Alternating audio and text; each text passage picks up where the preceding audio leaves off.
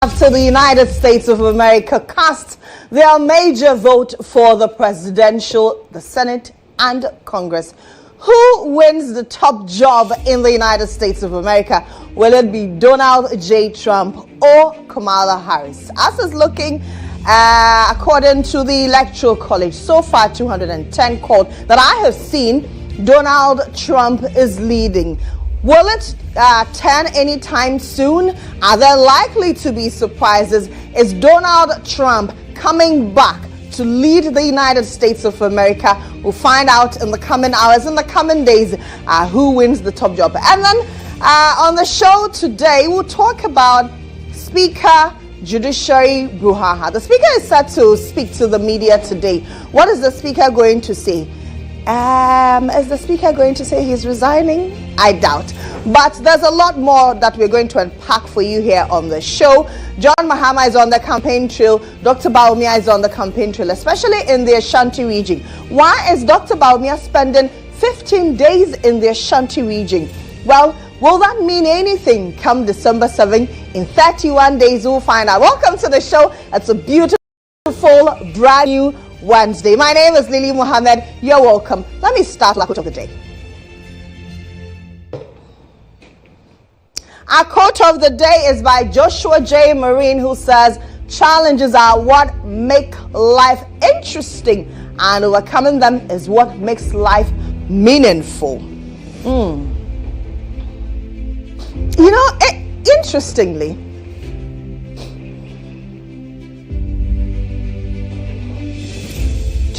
when I woke up today, something was on my mind about loss. You know, not every loss is entirely a loss. Some losses bring you peace of mind. Some losses restore your sanity. Some losses are the actual turnaround that you needed. Some losses give you that wake-up call that you also needed. So not every loss is entirely a loss. Some losses are blessings in disguise. So start counting your blessings. It's a beautiful Wednesday morning. Let me pump you up. But before I do that, let me teach you a word or two as we help you improve your English language speaking and writing.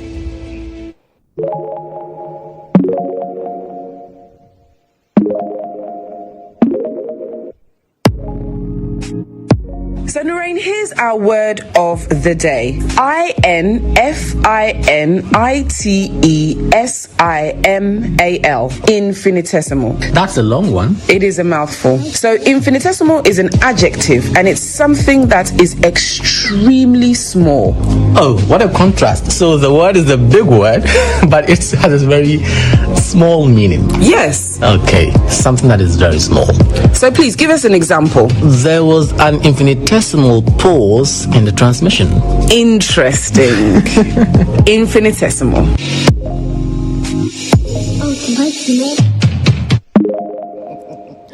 Big word, small meaning. Yeah. You know, there are some people who are talking about Charlie. The kinky, who they say, that's the word infinitesimal.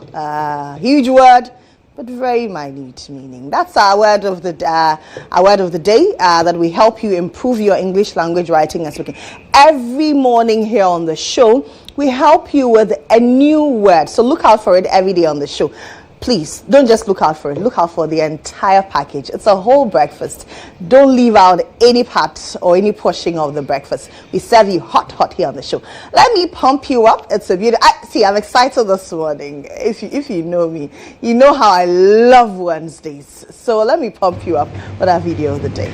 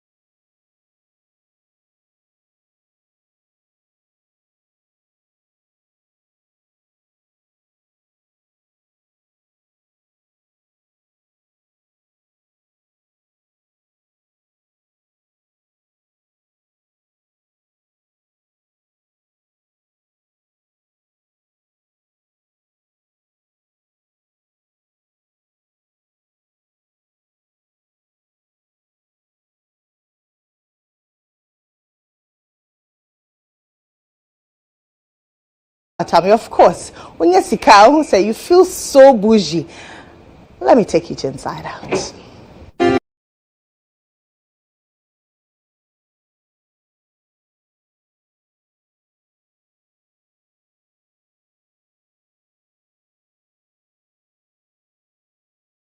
Inside Out, we do a mixture of Ghana and the United States. So let's take a quick jet and travel all the way to the United States, find out what's happening in the United States. And updates coming in that Donald Trump is projected to win the elections going on in the United States. So far, the Electoral College is looking 210 as opposed to what analysts were projecting. Yesterday, I spoke to GHOne LeBlanc, and she talked about, one critical thing she talked about was religion. And is religion playing out in the United States election? It's pretty interesting. A lot of people thought that Donald Trump was not tipped to win. Is it that his comeback agenda was strong? Did Kamala's message not sink in? Are the United States of America, are the people of the United States of America thinking that they need a Trump back? That's what America is looking like. If we have some images we can show on the screen so that you can see what the United States is looking like. And then later, we head to Parliament. The Speaker is going to speak to the media today. What is the Speaker likely to say? Like I said, are we going to see a surprise where the Speaker will say, after looking at what is happening between Parliament and the judiciary, I am bowing out? Or is the Speaker going to defy the Supreme Court ruling? What will it mean if the Speaker defies the Supreme Court? Do we have trouble on our hands if the Speaker defies the Supreme Court ruling? I'm sure later Mutala can give me a better perspective as to what this means. And then later on in the day, when we engage analysts, they can also tell us. So this is what the Speaker put out, the Office of the Speaker put out yesterday. It says, the Speaker of Ghana's Parliament, Right Honourable Alban Sumana Kingsford Bagbing, will address the media on recent developments within Parliament and broader issues concerning democratic development in Ghana. This engagement aims to provide an opportunity for the media to discuss critical issues affecting Ghana's parliamentary democracy, including recent events that have led to significant political developments. The address will take place on Wednesday, 6th November 2024 at 2 p.m. at the Justice D.F. Annan Auditorium. That's the job 600 in Parliament.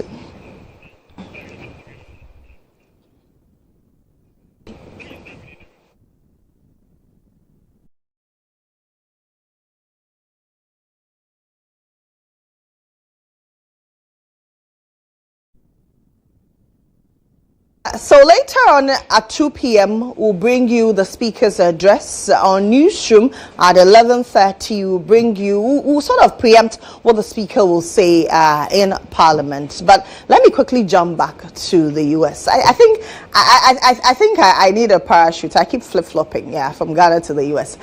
Like I said, Donald Trump is projected to win the second swing state of Georgia after picking up North Carolina. You know, there are 7 swing states. Now, the US presidential election is far from decided, but the playing field appears to be steadily tilting towards Donald J. Trump. That's according to reports coming in. The electoral map is beginning to look more like 2016. And so yesterday it was curious when I was asking GHOne whether the religion card is playing out like it did under the tenure of John F. Kennedy. It did for Biden when he won against Trump. Now, across the U.S., in counties that have reported their results, the former president is making modest but noticeable headway. Trump has been projected to win North Carolina, the first of the 7 battleground states to be decided. He leads in Georgia on the back of a strong performance in traditional rural areas. Now, Kamala Harris, on the other hand, is largely matching Joe Biden's totals in the urban and suburban counties. But so far, it has not been enough for her to close the gap with the former president. As and when we get more updates and results, of course, here on the show, we will bring you. Later on, we'll talk a bit about US, and then we'll also take a quick trip to the United States, speak to a few people there, find out what the situation on the ground is. But according to reports that we have seen, the United States is tilted towards red. Well, Trump supporters, it's an exciting day, isn't it? That's it for Inside Out.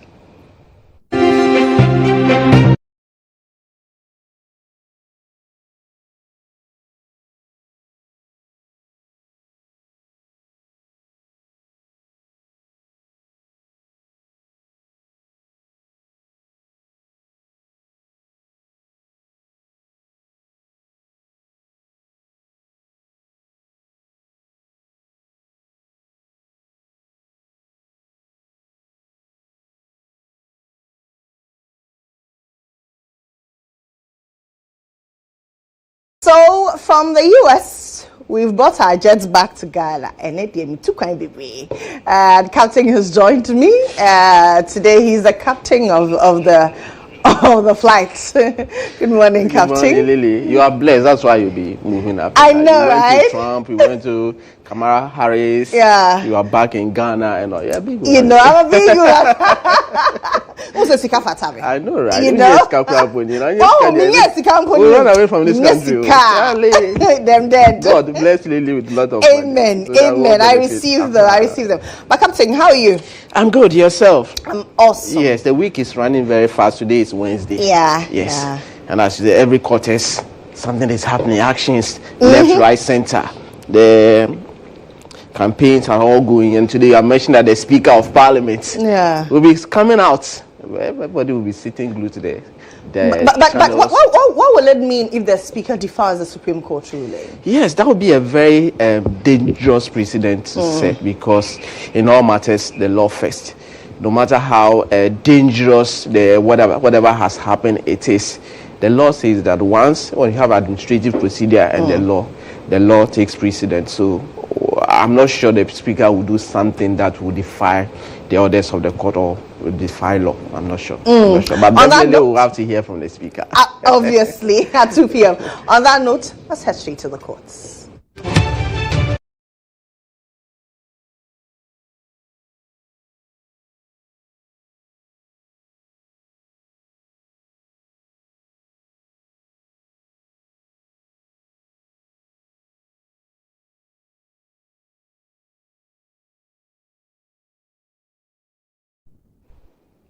Okay, so we're in court. All right. So yes, a lot of legal issues happening around the country and all that. And you notice that in the course of the week, we had the Ghana Bar Association, new leaders taking office. Mrs. Efuagate and the team, Victoria Bat. Oh, and I loved her speech. The gender. When she said, yes. Now you have to follow me. She had a very beautiful love message for the husband, Joe Gatti. When Joe Gatti started, he said, follow me. Now it is the turn of So yesterday, she made her first public appearance at a forum, in fact, a conference that was put together by the Office of the Attorney General, dubbed Public Sector Lawyers Conference. It's the first of its kind. It's a three-day event which started yesterday, and it's to put all lawyers within the public institutions together, the Office of the Attorney General, Parliament, everywhere, everywhere that you have lawyers representing the state. But the Attorney General has been making point that, look, issues about claims against the state is becoming so much, but his office has been able to put together, I've been able to fight some of these claims against the arbitration cases and of a sort, and they have managed to save the country over $9 billion. If they didn't do due diligence, probably Ghana would be in debt, or Ghana would have collapsed and all of that. But he's been telling us steps that his office has taken to ensure that when claims come, they will be able to deal with it. Let's hear the Attorney General. Recognize that there's a need to make further reform to the pursuit of arbitration against the state. Thus, I recently presented to Cabinet a proposed amendment to the State Property and Contract Act of 1960 to compel all contracts involving the state and its agencies as parties to not only stipulate Ghana law as a governing law, but also to have Ghana as a seat of arbitration, and with the ADR Center in Ghana being the venue for the arbitration. So that is the Attorney General on the issue of how things could be strategized to ensure that claims against the state could be properly fought and ensure that Ghana do not run into any development. But he's also been speaking that, look, if you look at the public institutions, some of them, sometimes because of the lack of collaboration between the Office of the Attorney General and the lawyers within that institution, it leads to some level of misunderstanding. So they are not able to harmonize issues. So cases will go to court on the blind side of the Attorney General before we realize the state is incurring death or a judgment that has been awarded against. And he is making the point that, look, we need more state attorneys so that government institution, ministries, agencies, at least we have one state attorney there who understand whatever is happening and all of that. And it's mentioned that in the coming days we'll have about 70 more state attorneys who will be recruited into the Office of the Attorney General to open up the the issues, so that when issues come, the state will have enough personnel to deal with it. He's also made the point that, look, in the next NPP administration, potentially, they will construct law house in all the regions in the country. But of course, let's go and hear from the Attorney General on the issues of state attorneys. I cannot resume my seat without commenting on the need to enhance the capacity of the Office of the Attorney General to place itself in the position to rise to the demands of the complexity of modern legal needs for the state. In a few days, the office will complete the recruitment process of 70 more attorneys, bringing the number of state attorneys appointed in the tenure of the current president to about 190. This constitutes about half of the number of state attorneys currently on the roll. I envisage that every ministry, department, agency, or district assembly ought to be serviced by at least one state attorney. So that's Godfrey. Every agency, state department, institution should be serviced at least one state attorney. So there's always, like Oliver told us, we are recruiting more, but we still need more and more. We humbly ask for more. So the lawyers who are coming out, those who have been recruited, open your eyes. There's an opportunity that the Office of the Attorney General will be recruiting you and another. But guess what? The president, Nana Addo Dankwa Akufo-Addo, was there. Yes, he was there. Nice. He was there to speak in relation to that. When it has to do with lawyers, he doesn't joke with them. And obviously, this will be his final one as a president. In fact, this is the maiden edition of this event. Public sector lawyers, the first time that they've put together all lawyers, not private legal practitioners, all lawyers within the next time probably he will attend. He'll be a former it will be a former president, and then it looked like this is a valedictory speech that he gave. Let's hear from President Nana Addo Dankwa Akufo-Addo at that program. Without a strong legal backbone, our public service cannot function at its highest potential. Government is committed to supporting your development, ensuring that our legal teams are well prepared to face the challenges of our time. Together, through coordinated efforts and a shared dedication to ethical practices, we can establish a legacy of legal excellence that will strengthen the foundations of our public service and thereby of our state for generations to come. So that's Adidi. Yes, that's Nana Addo Dankwa Akufo-Addo, the president of Ghana. Yesterday, he was there to lend support to this very program. So it is continuing today, and tomorrow will be the last day in relation to this very exercise. So a lot of faces in there. When you go there. And I saw a lot of women. It's interesting. There are a lot of women, and the Attorney General has been said on so many platforms. Now, when you go to the office of the Attorney General, and beyond he even saying it, when you go there, visibly you know that majority, in fact, over 80 to close to about 90% of the state attorneys at the office of the Attorney General are all women. That is not to say that they are not competent. Yeah, they are competent. That is why they are there. So you could see in the room, the whole room is dark, but majority of them are our ladies. Yes. So the conference is still ongoing. The future is here. And the future is female. Yeah. So that is what happened yesterday. So today it is on, and tomorrow. So it's a 3-day conference. It's a 3-day conference, and then today will be the second day, and then tomorrow there will be a closing. Wrap it up. Absolutely. Okay. What else happened yesterday? Yes, yesterday, Adams Mahama, Gregory Afoko. Yes, Afoko is back again in court, and yesterday the forensic experts who analyzed the exhibit, the gallon containing the alleged substance said to be acid, the other exhibit, the cap, the trousers, and then the shoe of allegedly belonged to Afoko that were presented in court. He said he examined them, and the outcome is that it is sulfuric and acidic in nature, and the conclusion is that it is fatal when you come to contact with it. And so he is saying that those exhibits that were brought to him to analyze, as he realized that at the end of it, it was corrosive. It was confirmed to be an acidic substance that can cause death. And so, but one of the questions that he's been facing in relation to cross-examination from lawyers of Akpopo was to the effect that, do you know how this exhibit were collected? He said he didn't know. Do you know where it is coming from? He said he didn't know. And so you didn't know who and who are connected to that. He said he didn't know. But the point is that he has been discharged by the court presided over by Justice Marie Louise Simmons. So this case is done. They will come back again next year.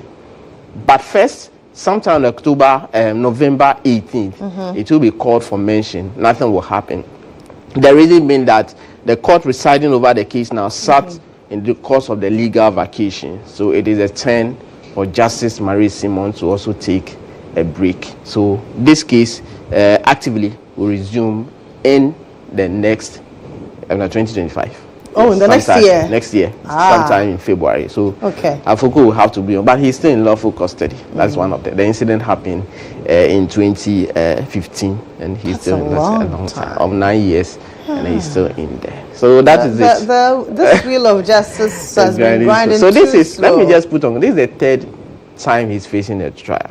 The first one started in 2019, truncated. The second one started in 2023. It came to a conclusion, but the jury returned a hung verdict 4-3, and then they realized they have to start the trial again. So this is the third time that Afoko's trial has started, and prosecution's fifth witness was in the building. He was discharged yesterday when he came. So February, we'll know more about this very case and all that. Was Lewin in court yesterday? For the first time in this case, finally, GHOne cancer, right? He was in court in relation to the 5 million defamation case suit filed by Martha and Kuma. You see the two of them on your screen over there. So yesterday, he made an appearance. In fact, before yesterday, he has entered an appearance to contest or to challenge that particular suit that has been filed. And so yesterday, when they made their first appearance, in fact, this case was not heard in public. They met the judge in chambers and then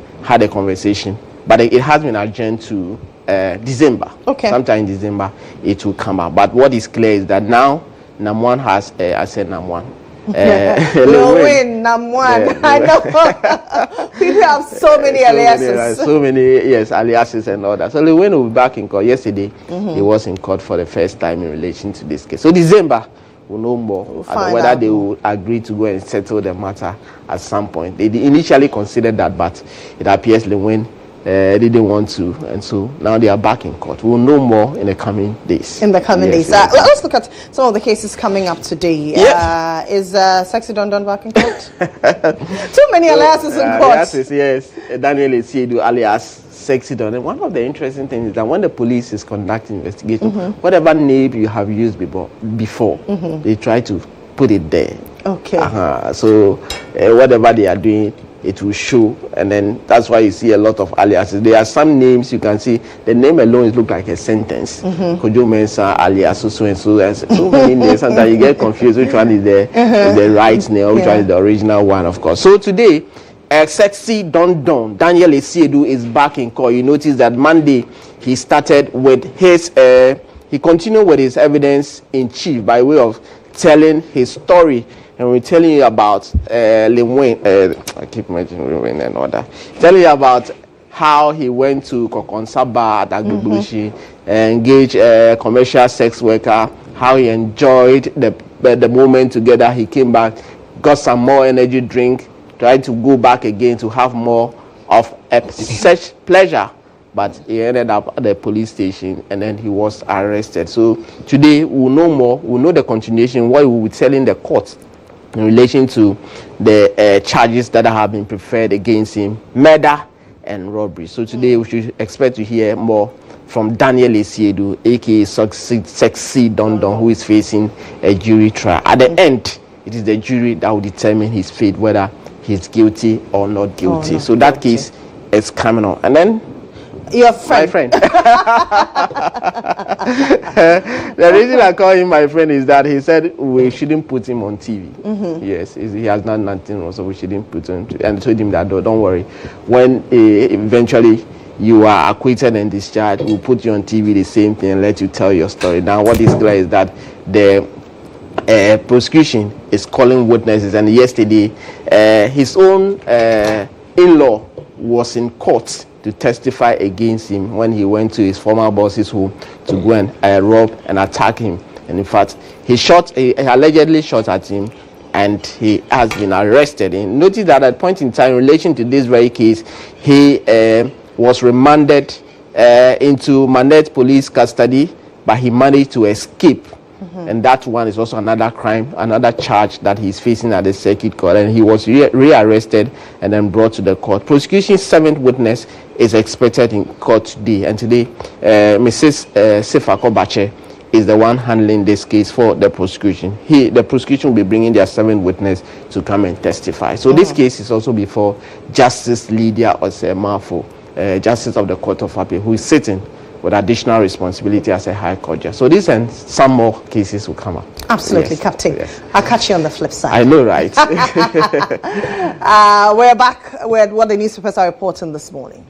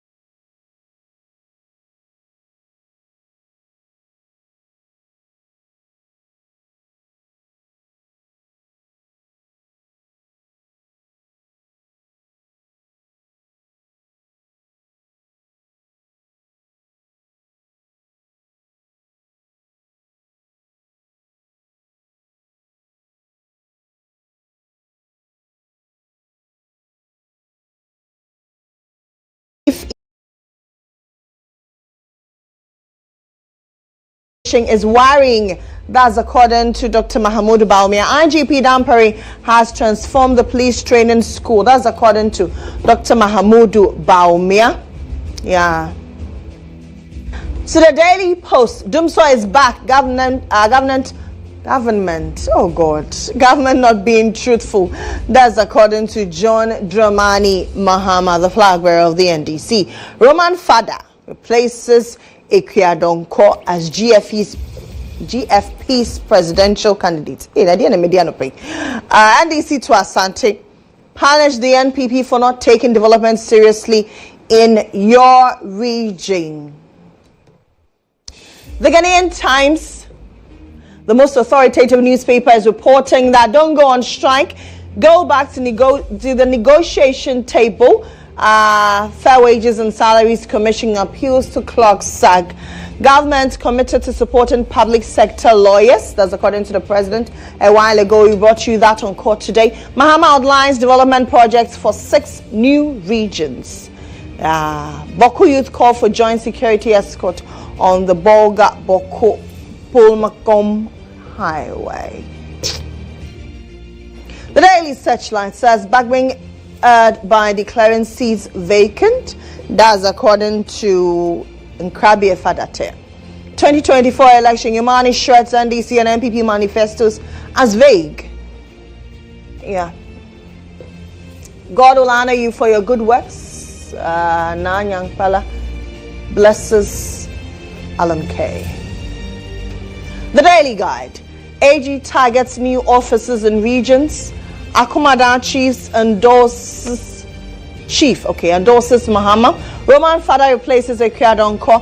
Return to negotiation table. Fair Wages and Salaries Commission tells clerk SAG. MIF leads mineral resource management. The Daily Statesman says NPP pledges to boost cashew sector. Arbitration claims can destabilize the economy. AG calls for reforms. Ashanti region solidly behind Baumia. Gusho MP predicts first round NPP win. That's the MP Hassan Tampuli. The New Crusading Guide. Arbitration claims could collapse our economy.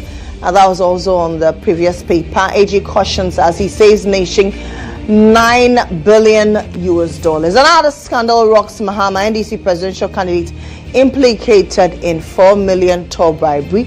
Agent confesses. Living Faith Ministries International hosts Kingdom Summit International. NPP to set up learning centers for cashew farmers. That's according to the running mate to Dr. Baumia, Dr. Matthew Poku Pempen. GWCL to sue defaulting customers. Wisconsin wins Cybersecurity Authority's Industry Partnership Award. Let me bring you my final paper for the day. The Chronicle. Rwandan scammed out of 56.8 million cedis by a Ghanaian miner and accomplices in an alleged fraudulent gold deal. Dame says, I have saved billions of dollars for Ghana. That's the Attorney General. The memory verse for this morning. Proverbs chapter 10 verse 9. It says, whoever walks in integrity walks securely, but he who makes his ways crooked will be found out. This is the word of the Lord. Thanks be to God. So that's what the newspapers are reporting this morning. We take a quick break here. When we come back, you know, it's a Wednesday. It's an all-female ensemble here as we discuss issues of national interest. Do stay tuned in. My name is Lily Mohammed. I'm right back.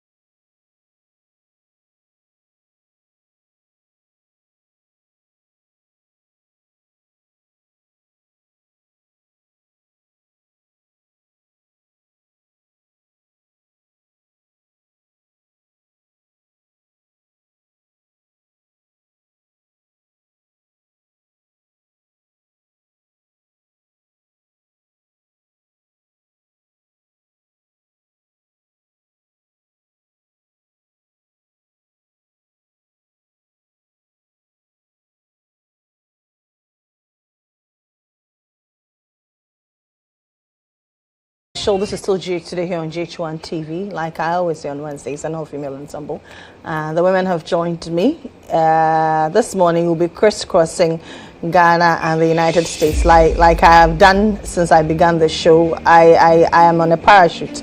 I keep flip-flopping. So let me go to the United States quickly, as Fox is projecting that the United States 47th president is Donald Trump. So that's what you see on your screens. Let's go live to the United States. Yes. And we love the family, and we're going to have a great 4 years, and we're going to turn our country around, make it something very special. It lost that little thing called special. We have to make it so. We're going to make this so great. It's the greatest country, and potentially the greatest country in the world by far. And right now, we're going to just work very hard to get all of that back. We're going to make it the best it's ever been. We can do that. If we had to wait longer, I don't know. It was going bad, and it was going bad fast. We're going to have to seal up those borders, and we're going to have to let people come into our country. We want people to come back in, but we have to let them come back in, but they have to come in legally. They have to come in legally. Let me also express my tremendous appreciation for Susie and Chris, the job you did.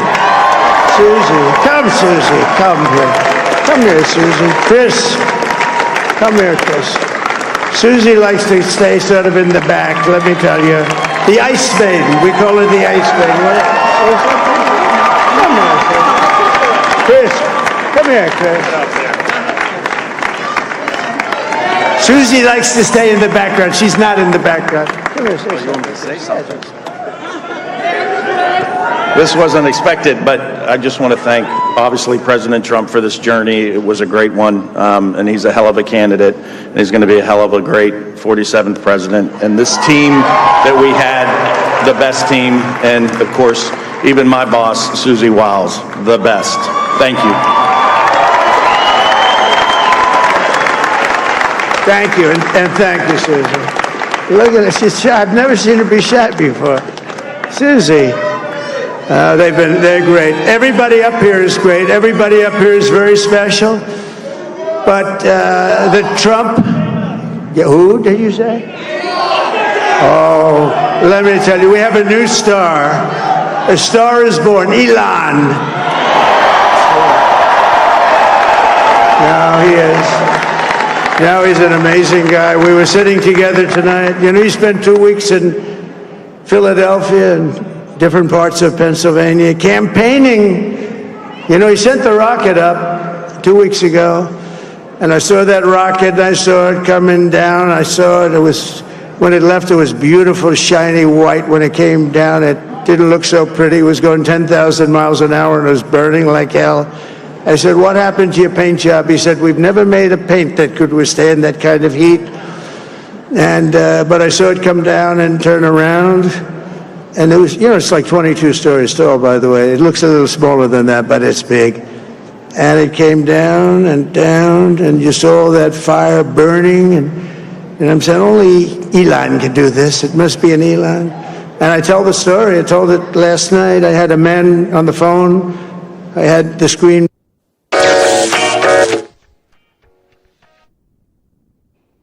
Okay. I know I am Trump biased. So this one, I'll leave the women to give their thoughts. But let's go back and listen to my man, Donald Trump. And especially because you're going to be president again, they polled. So I took the phone down, and I'm looking at the screen. I'm seeing this crazy thing that's going around and coming down. It looks like it's going to crash into the gantry. And I said, oh, no. And I said, do me a favor, do you mind holding for a couple of minutes? I want to see this. I thought it was a space-age movie or something.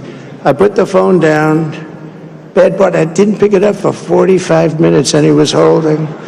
But this spaceship came down, and I saw those engines firing, and it looked like it was over, it was going to smash, and then I saw the fire pour out from the left side, and it put it straight and it came down so gently, and then it wrapped those arms around it, and it held it, and just like you hold your baby at night, your little baby. And it was a beautiful thing to see, and I called Elon. I said, Elon, was that you? He said, yes, it was. I said, who else can do that? Can Russia do it? No. Can China do it? No. Can the United States do it other than you? No. Nobody can do that. I said, that's why I love you, Elon. That's great. And you know, when we had the tragic Hurricane Helene, and it hit North Carolina, they were really devastated, the water. This was a big water, as big as we've ever seen, water hurricane. It built lakes out of nothing. Fields became lakes, and the danger was unbelievable. And the people from North Carolina came to me and they said, would it be possible, at all possible, for you to speak to Elon Musk? We need Starlink. I said, what's Starlink? It's a form of communication. So I called Elon, and I'll tell you what, he had, and it was very dangerous. People would die. They had no communication. All the wires were down. I called Elon Musk. I said, Elon, you have something called Starlink. Is that right? Yes, I do. What the hell is it? He said, it's a communication system that's very good. I said, Elon, they need it really, really badly in North Carolina. Can you get it? He had that there so fast. It was incredible. So, and it was great. It saved a lot of lives. He saved a lot of lives. But he's a character. He's a special guy. He's a super genius. We have to protect our geniuses. We don't have that many of them.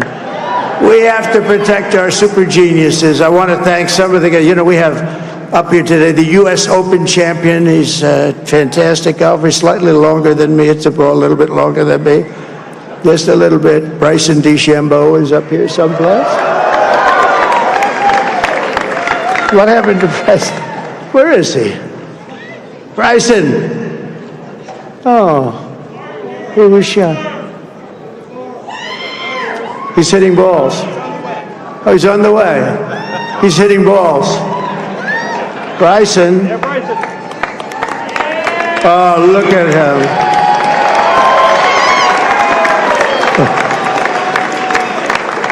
He's got a great career going. Great U.S. Open, Bryson. That's a fantastic job. And we also have a Mandana White who has done some job. He's a tough guy.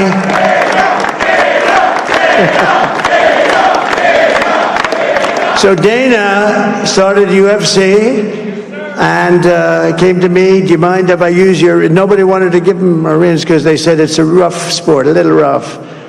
And I helped him out a little bit, and I went and I said, this is the roughest sport I've ever seen, but I began to like it and he loved it, and nobody's done a better job in sports. And you know, he's a very motivational kind of a guy, what he does. He gets these fighters and they really go at it, and it's become one of the most successful sports enterprises anywhere at any time. It's doing so well. I'd like to ask Dana just to say a couple of words because people love to hear from him. Dana,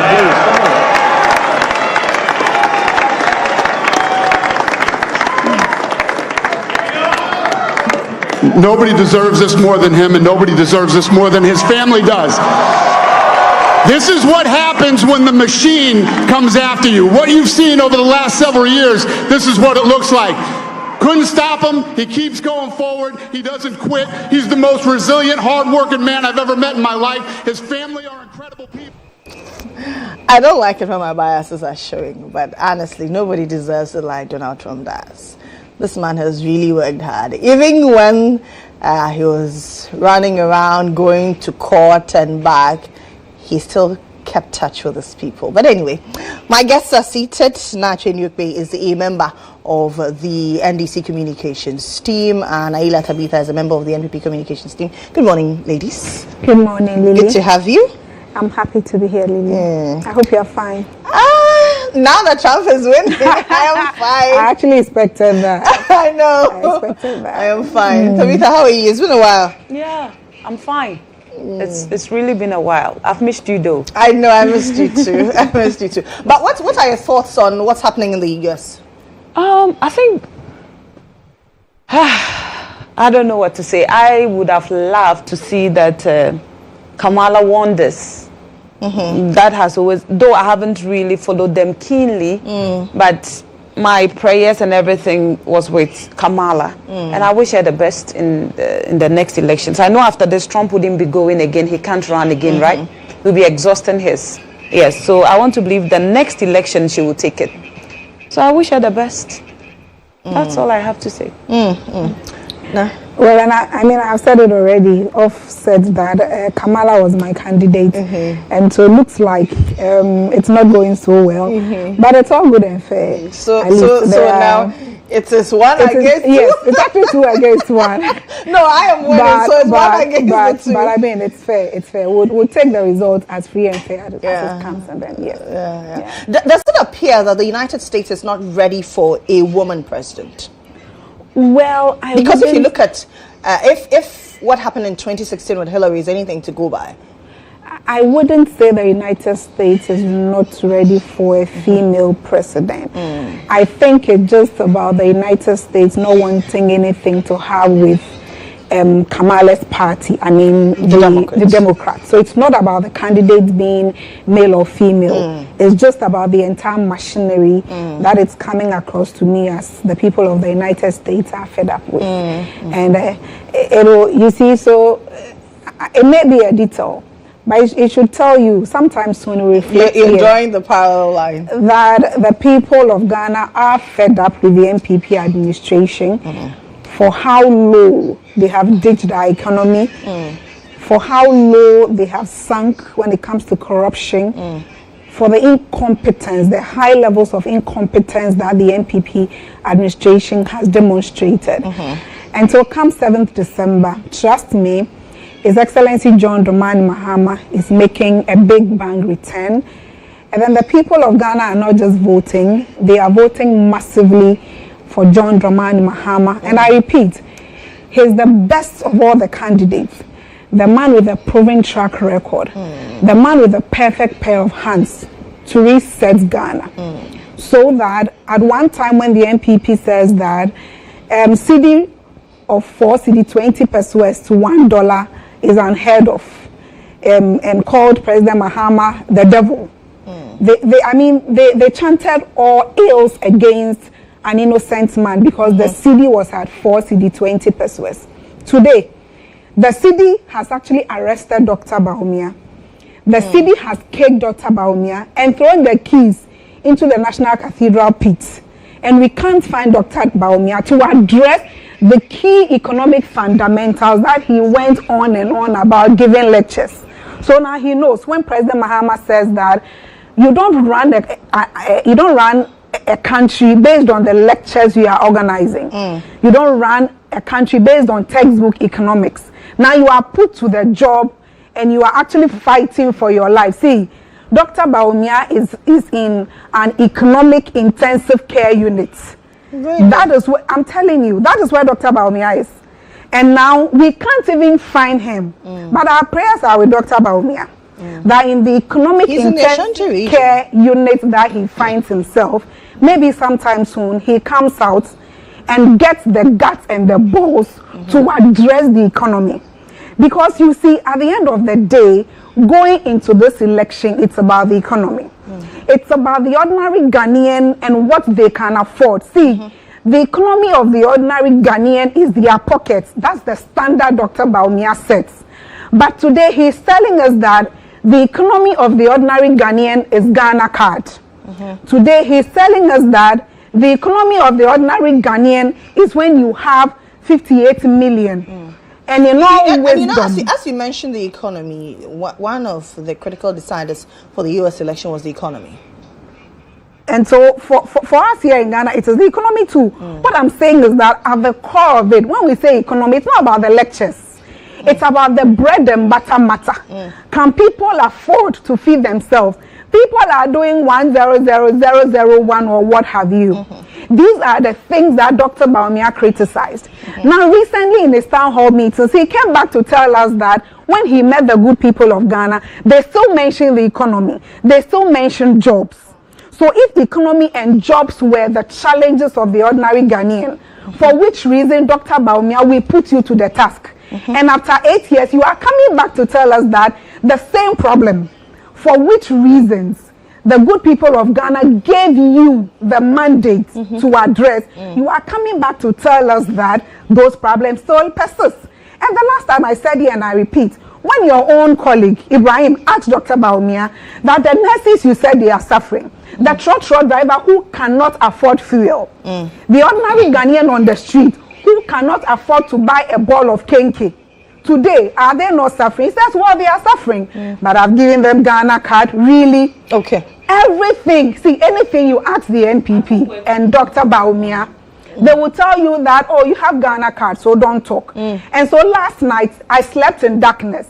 But because I have a Ghana card that bears my name, in the wisdom of the NPP, I shouldn't complain when my lights go off, simply because I have Ghana card. Okay. But you see, on 7th December, we will carry both the Ghana card and our voter ID card to the polling station and vote against Dr. Baumia. Okay.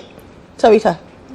I asked if you think that the U.S. was not ready for a woman president, for a madam president. Yes. So with the USA, I don't think they are not ready for a woman president. They are ready.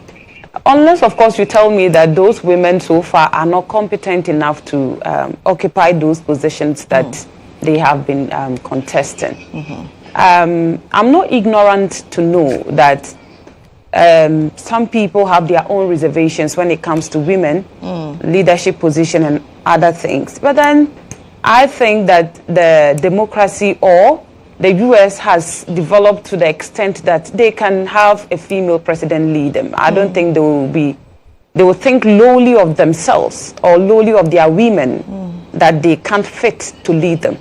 Now, I realized my sister, instead of commenting on this, decided to digress and to speak to satisfy her own self. Ghanaians are the best judge. They know very well what they went through under the watch of your incompetent candidate.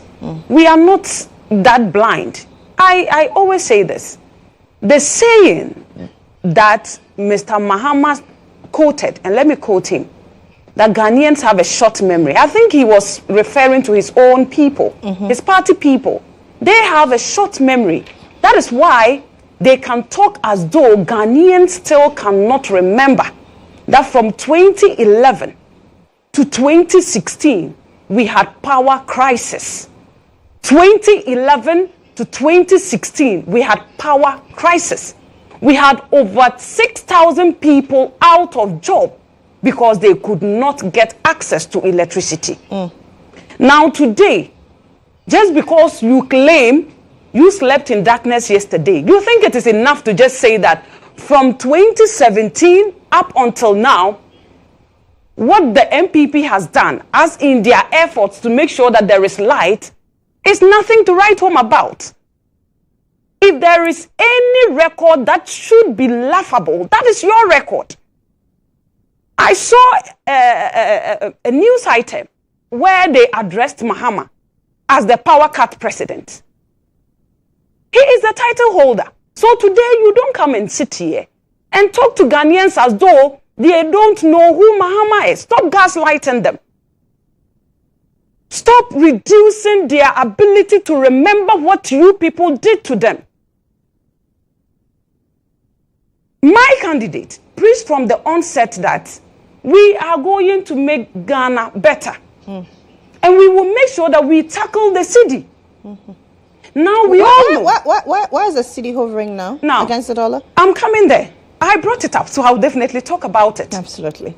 Now, we know that if the fundamentals are not good, whatever you do will not work. It's just like building a house. If you don't get the foundations right, whatever you put on top wouldn't last. And so we are making sure that the fundamentals, we get it right. How many years to get a foundation right? Yeah. 8 years? Yet 8 years. There is this popular saying that Rome was never built in a day. And I don't think... But didn't the NPP know this when they were criticizing the NDC? Yes. Why didn't the NPP say, then let's allow Mohammed to continue? That is why we are making sure that we get the fundamentals right. And you should be asking me, what are those fundamentals? And what are those steps we have taken so far? Then I tell you, the Ghana card that she's so much talked down upon is the same thing other developed countries are going to introduce. After we have introduced. This tells you that people have seen the importance of what? Making sure that you have correct census of your people. Because right now, in this new era, the new natural resource, or should I say the new resource that every nation is bent on having, is data. And that is what Ghana is doing. Because when you get your data right, you are able to plan better for your people. And that is exactly what the MPP is doing with our Ghana card. And so if you don't know, it is better to get educated than to sit here and speak down on something that you know nothing about. With the help of the Ghana card, we can tell that you are a Ghanaian. We can tell that this bracket of people are unemployed. We can tell that this bracket of people need this sort of what? Help, and we can give them. If you do not know what your people want, how can you give them what they want? And we are getting the fundamentals right. We've realized that our health system is not good. And so we are building more hospitals. Just before the December elections, we are going to commission over 45 hospitals that we started from scratch and finished. If you ask the NDC to produce their track record, they can only produce that of Dodowa that they were able to build from scratch to finish. There is this hospital that they always say that they built the UGMC. But we know that they didn't build the UGMC. At least we can give it to them that for the phase 1, they started it. And even with that one, it was a camel. Is that not part of the fundamentals? Good, that is what I'm saying. But we also built the phase 2, but we don't say. Apart from building the phase 2 and finishing it, we made sure that we finished the phase 1 that their president, former President Mills started, couldn't finish. Mohammed came, couldn't finish. We have to come, finish it up, and build the phase 2 and finish it. Government is a continuum. Thank you. This tells you that the MPP is committed. This tells you the difference between the MPP and the NDC. So if you are sitting here pretending that Ghanaians are so unintelligent and cannot remember the dread, the wickedness you people made them pass through, then I am here to remind you and to remind other people that the MPP, we have built over 45 hospitals. Our Agenda 111 project that we always talk about. When did we start it? We started it at the wake of COVID. And we've been able to bring to finish 47 hospitals. Unprecedented. We talk about unemployment. And this is where we are doing. This is the fundamentals we are talking about. We are making sure that we build more hospitals to employ more medical staff. Just when I was coming, I heard your news item where you were talking about more lawyers going to be recruited. Even in our manifesto, we said we are going to recruit more lawyers. Why are we saying this? Apart from the traditional employment that we are going to give to Ghanaians, we are also talking about giving Ghanaians a new employment. I always call it the new employment. Where do we stand in terms of unemployment as compared to what we had in 2016? Thank you. So I saw that people were throwing figures everywhere. But the unemployment state of Ghana, according to Fetch Solutions, because why are you quoting Fetch when we have Ghana Statistical Service? Ghana Statistical Services data, the one that is available is the one that they brought out in the 3rd quarter of 2023. That is last year. And so if you want a more recent one, we will just have to wait. And so I don't want us to use 2023 because 2023, between 2023 and 2024, we've employed more people. How many more? Do you know? Can you tell us? Yes, we have employed more people. If you can give me figures, I'll be glad. I can check with our research desk quickly. As of 2022, the figure was somewhere 2.1 million. But as of 2024, I mean the current data that my vice president is using. Oh, is that the 2.6 million? Yes, that's the current one that I can speak to. That is why I'm saying that if we are going to rely on the GSS... Even with that, some 1.8 million Ghanaians are still unemployed. And where are you getting that 1.8? That is from our research desk. Where? You should be able to tell me your source. Ghana Statistical Service. And what year is this? Well, I'll find out for you shortly. That is why I made it clear that the figure that is being thrown all around in the news space is from the third quarter of 2023. But we are now even in the fourth quarter of 2024. The final phase. So the statistics will change. And there is evidence that we have recruited more nurses, more teachers, more... the proof is there. And so we cannot rely on that. That is why I want to rather use a recent statistics, and I think that is fair, which is coming from Fetch. And Fetch, according to Fetch, is about 4% of Ghanaians that are not having any form of direct employment. But we all know that there is statistics to prove. From the Ghana SNET, of course, that is where most workers get their salaries passed through, and even when they are paying for their SNET contributions, that is where it passes through. And the record is there to show that for the first time in the history of our republic, it is only this government that has been able to employ. Let me make this submission whilst you bring this in. That is why I'm saying that per the Senate records that we have, so far, for good 8 years, the only government that has been able to employ more people per the statistics that is available is the MPP. And it is this particular regime. That is why I'm saying we do not just throw figures about. Let's be very deliberate and make sure that we quote them as they are. And so with this performance, you cannot come and compare what you have done to what we have done. We have outstanding records. That is why from the beginning, we have always preached that when we come and sit here, let us compare our records. Let us contrast. Let us give Ghanaians the opportunity to have the basic necessity of life. Today, we have people being sent to senior high schools. Nobody is being asked whether you are NDC or NPP. You get easy access, the same treatment. This is the Ghana we want. We don't want people being given preferential, services or treatment just because they are affiliated to a certain political party. We don't want that.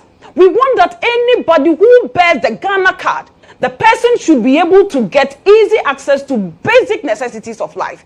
That is why when you hold your Ghana card and go to the hospitals, you are able to access some level of healthcare. And that one is what we should be talking about. We shouldn't be talking about a candidate that has come and failed woefully and left behind so much debt for us to come and pay. So please, when we come and sit here... What is the current debt stock? The current debt stock, I will just have to get you that figure. It's hovering around 700. 700 what? 700 billion. Billion what? Cedis. Or is it cedis or dollars? You know, my dear, where were we in 2016 in terms of the debt stock? I'm happy you are bringing this thing up because there is this thing that the NDC does. You see, honestly speaking, the NDC should rise to the occasion. They should be better. When we go to the world market to take a loan, we take it in dollars. Right. Thank you. We take it in dollars. Now, what they did with the Ghanaian media is that they twisted it. They moved the debt stock from dollars to the cedi. Now, if you are going to look at the amount so far that this government has borrowed, in the space of 8 years, per the available data that I have, and maybe just pardon me to go through, since these are figures, let me get them right, so that I just don't mention figures that somebody will have to call me to order. Oh, Asembenkwe.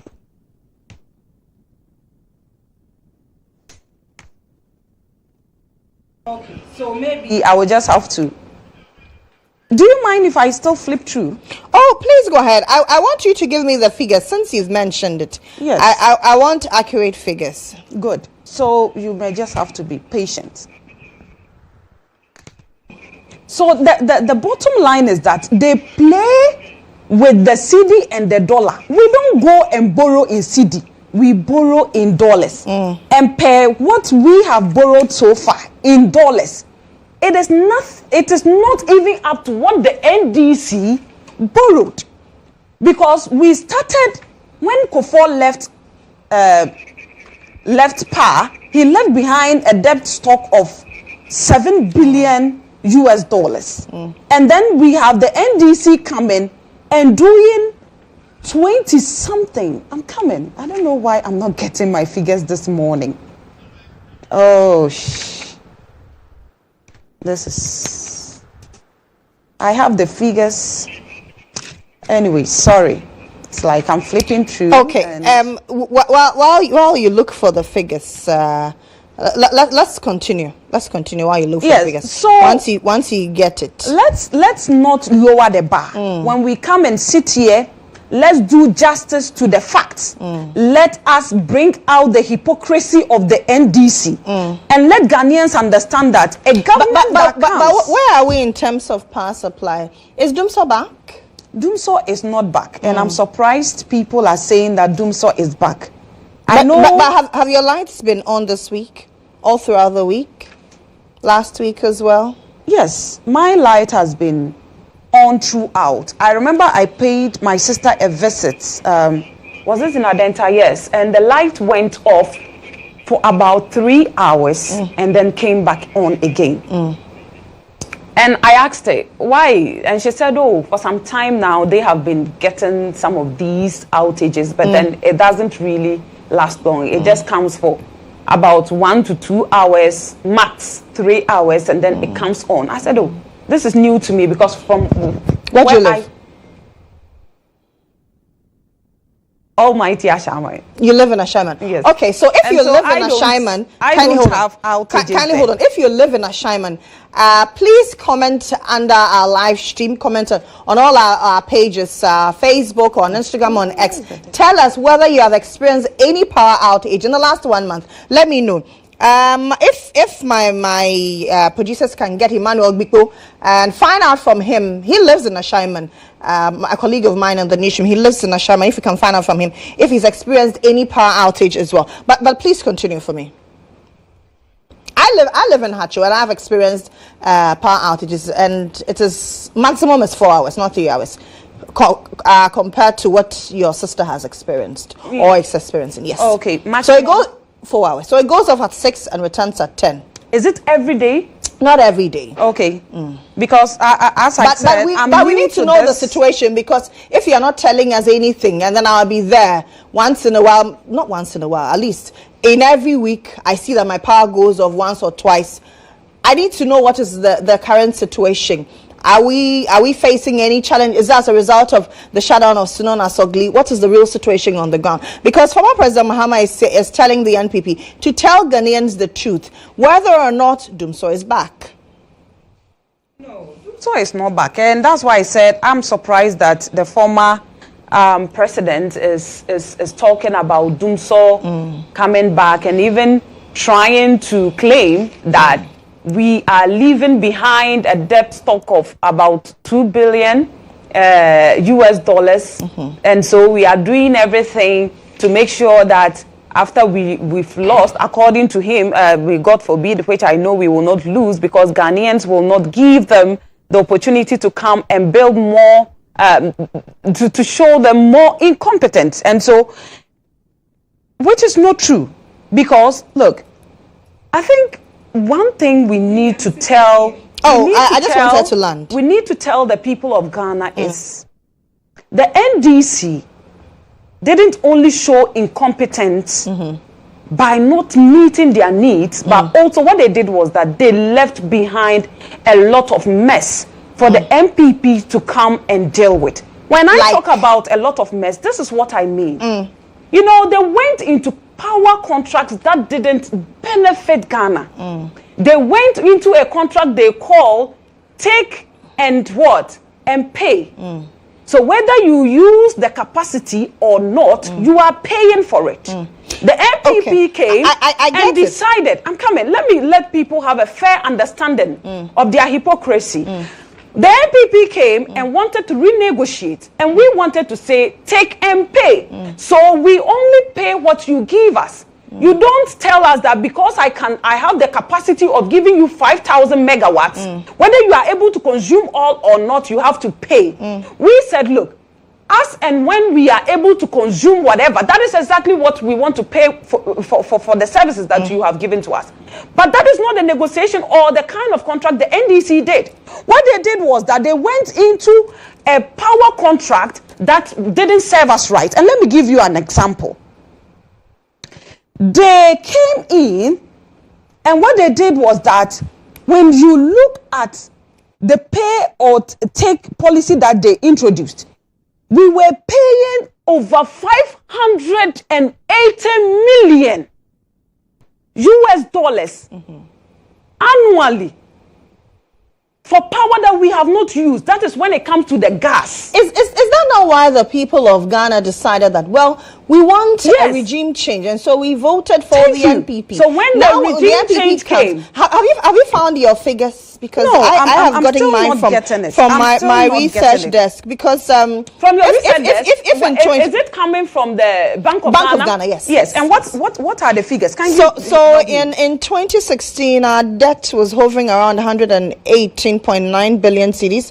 Now we are 2016. Okay. Now we're hovering around 761.2 billion cedis. Please, can we take it to dollars? I was telling you so the politics they do with the dollars and the cedis. So in dollars, in 2016 we owe 29.9 billion USD. 29.9 billion. Okay. In US dollars. Yes. Now we owe 51.1 billion US dollars. 51.1 billion US dollars. Yes. Thank you. Now, if you do the deduction, what do the deduction, and let's get it. 51 minus 29.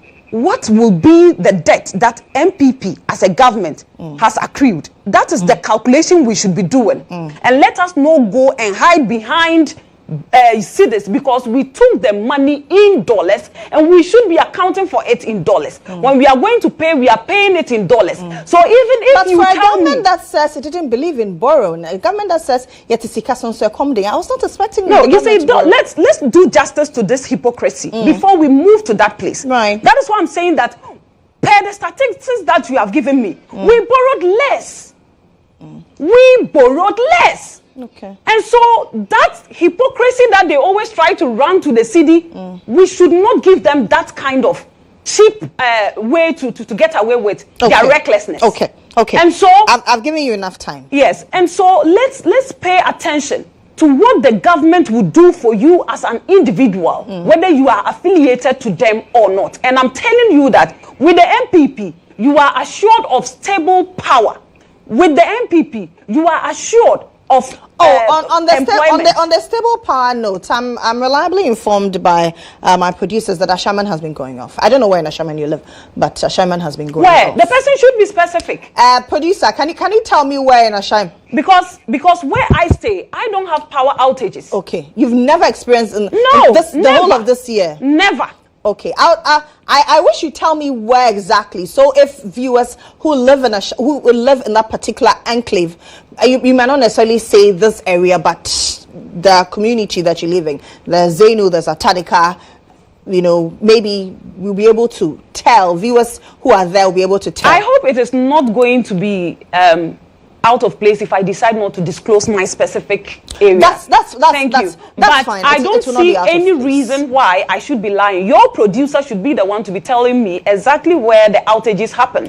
Because I am there and I'm telling you that we don't experience, or where I stay, I don't experience. You've never experienced the whole of the year. That's fine. Now. Wow. Lily. No. This is the newest low. The lowest form of mediocrity I have seen since I started political party communication. If anybody wants the exemplification of a fish out of water, gasping for breath, I have seen one on this set this morning. And when Nana Addo Dankwa Akufo-Addo says that the women in his party have not shown enough dynamism, I have seen an example here today. Hey, madam, that don't come at me. I don't think it is Nana right Addo for you Dankwa to let her come at said. me. If you do that, I will interject you. Nana You need to Addo be decorous in the way you address people. Rahel, show some respect to your own self. To me, no, she's called Rahel. My name. Yes. Okay. So please, just respect yourself. As much as possible, any platform I go, I don't go at people. And it is a personal decision that I have taken. Don't sit here and run yourself down thinking that you are running me down. Okay. Speak to issues and stop going at people. That is just what I want to tell her. Now, please Lily, to the facts. Nana Addo Dankwa Akufo-Addo said on an international platform, right, that Ghanaian women don't show enough dynamism. And I'm saying that I don't think I'm part of the class of women Nana Addo Dankwa Akufo-Addo was talking about. So I don't know who you are talking to. Maybe to the rest of the women in your party. So you don't sit here and degrade your own self and think that you are degrading anybody. Please allow her to. But you know, I want you to not let her go that way with us. Thank you very much. I was in Atadika over the weekend, and there was light from 6 p.m. to around 12 a.m. and I was told it's not the first time. There was light, or there was light. Okay, so the person was trying to say there was light out, and this person says he was told it's not the first time. So that's Atadika there. Now, please continue. And let's stick to the facts. Yes. And so what I'm saying is that this morning, Lily, you have answered more questions than you came to ask. The questions were rather coming and you have to be answering them. But then you asked a very critical question. How does the Ghana card solve the cedi depreciation problem? I don't know if you had an answer. How does the Ghana card, or how has the Ghana card solved the unemployment rate in the country? That the NPP met at 8% and now it's over 14%. And when you quote, they will be quick to run to Fitch and say, oh, Fitch says is around 4%. But the same Fitch has actually projected a resounding victory for His Excellency John Dramani Mahama. The NPP will say that no, Fitch is wrong. And so when it serves their interest, it is right. For unemployment, they will run with Fitch. But for the fact that they have run this country into a ditch, and for that matter, the people of Ghana would punish them and they will go into a position and actually wallow in the Galamsey waters, they will say that no, Fitch is not the go-to source. She mentioned this morning that they have put in effort so that the lights are kept on. Lily, I was expecting you to ask her, what exactly has the NPP done to keep our lights on? I didn't hear that. What exactly have they done? What did he say? Oh, she said there were deals that they reversed. They reversed? They didn't reverse. And I'll prove to you my submission. Now this morning we are told that, oh, Dumso is not back. Now His Excellency Nana Addo Dankwa Akufo-Addo, in a tweet somewhere in 2016 says that when the lights go on and off, it is Dumso. It doesn't matter whether it goes off for a split second or a microsecond. He stated categorically that when the lights go on and off, it is called Dumso. So this morning, we can be told all the other synonyms of Dumso, but what we are experiencing, per the NPP's own definition, is Dumso. Now, Lily, come with me and let me tell you what His Excellency John Dramani Mahama did.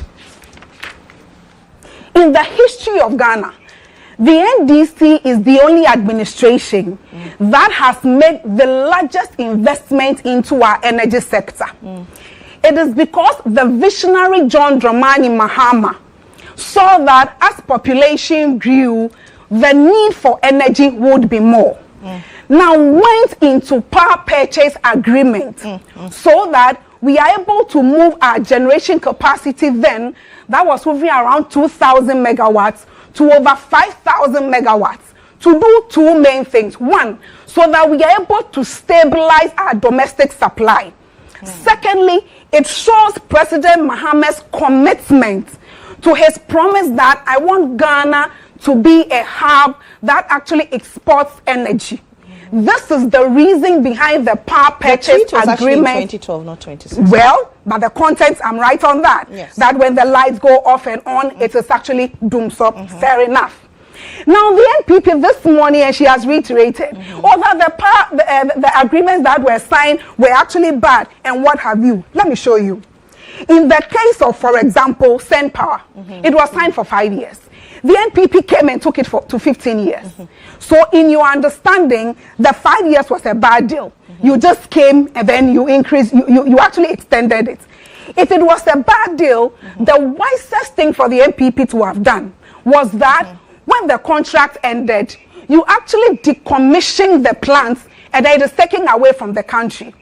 You don't relocate the plants, the Ameri, to your stronghold in Kumasi and come and sit here and say that all the effort you have put in. My dear, the only effort the NPP has put in was their transfer of the Ameri plants to Kumasi. Now, this is somebody whose track record is just the transferring of a power plant from one station to another, and is calling for a debate with the person who actually masterminded, right, the creation of more capacity. Not to cut you. I have another comment. Tabitha, there's somebody who lives in your area. I don't know if you know him. He says his name is Ruben Ailinam. Please, I know Tabitha. I stay in the area with her. In fact, even yesterday there was light out. Please, Ruben, with the greatest of respect, once you want to comment, let's be very decorous. You cannot attack or insult anybody. You can state the fact, but please do not insult anybody. So yesterday you didn't have light out. No, he's lying. The person is a liar. Okay. So Ruben, Tabitha says that's a lie. It is not true that yesterday in your area, somewhere in Ashaiman, you had light out. Now, sorry to cut you. Now you see, let's not also forget that at the time under His Excellency John Dramani Mahama, when we had power challenges, President John Dramani Mahama did not call the good people of Ghana nation wreckers. It is the running mate of the New Patriotic Party, NAPO, Dr. Matthew Opoku Prempe, who is actually on record calling Ghanaians nation wreckers for actually demanding a timetable. If there are a group of people who are nation wreckers, it is the group of NPP people who have used the taxpayers' money to dig the 58 million, the world's most expensive hole. If there are any group of nation wreckers, it is under the watch of His Excellency Nana Addo Dankwa Akufo-Addo and Dr. Bawumia, who so much criticized the dollar that was hovering around 4 Ghana cedis. Now the cedi is at 17 Ghana cedis. If there are any nation wreckers, the nation wreckers are people who are giving sole source contracts to their party apparatchiks. Now let me tell you what His Excellency John Dramani Mahama did. What he sought to do was that he sought to increase our power generation capacity so that the country has excess power. It is this same excess power that the NPP says that it is evil to have excess power. You can't do power generation and have excess power. But you see, because the NPP does not learn, they don't read, they don't communicate with facts, they will sit here this morning and say, oh, the agreement that were signed were bad. If they were bad, Lily, what have you done to it? If the excess power that they so much criticized was bad, what have they done about the excess power? See, their one district, one factory is dependent on the excess power that His Excellency John Dramani Mahama's vision has given the good people of Ghana. Now, let's not also forget that for any serious-minded investor, they are actually concerned about a country that can give them excess power and by extension, stable supply of electricity, so that they know that when they come into our Ghanaian space, they are not now about to actually battle with power supply under their watch. And you mentioned, Asogli has shut down. And you see, it was so hard for the organization that they shut down and they communicated after 8 days. Under the NPP, they have refused to pay independent power producers. Why? They are accumulating the debt, and that is the position of the NDC and our flag bearer. And on this note, I'll urge the independent power producers. You have to take every cedi, every dime from this incompetent Nana Addo Dankwa Akufo-Addo and Dr. Bawumia administration. Doomsday is here. The good people are saying that we are sleeping in darkness. And then someone thinks that, well, they are lying. And I keep saying and I repeat, the NPP is so detached from the reality of the ordinary Ghanaian. And that is why even when people say that, they will say that, when the Ghanaian people say that we can't afford the basic necessities of life, they will tell you that, but you have Ghana card. When we say that our roads are bad, then they'll say that, but you have free SHS. Lily, the fact that I may be poor, the fact that I may not have what I so much want for my family, it doesn't mean that in government attempts to roll out policies, you will give me substandard policies. And so for us as a party, what we are saying is that if a policy is rolled, be it under any government, if there are constructive criticisms against it, people must listen. And this I'm saying regarding the free SHS. The beneficiaries are saying that these are the challenges with it. It behoves for the NPP to actually admit and say that we will get to work, we will review it. But when you sit and say, well, there isn't the need, then you are telling the people that, well, I didn't actually put up this policy with you in mind. President John Dramani Mahama set up the ESLA.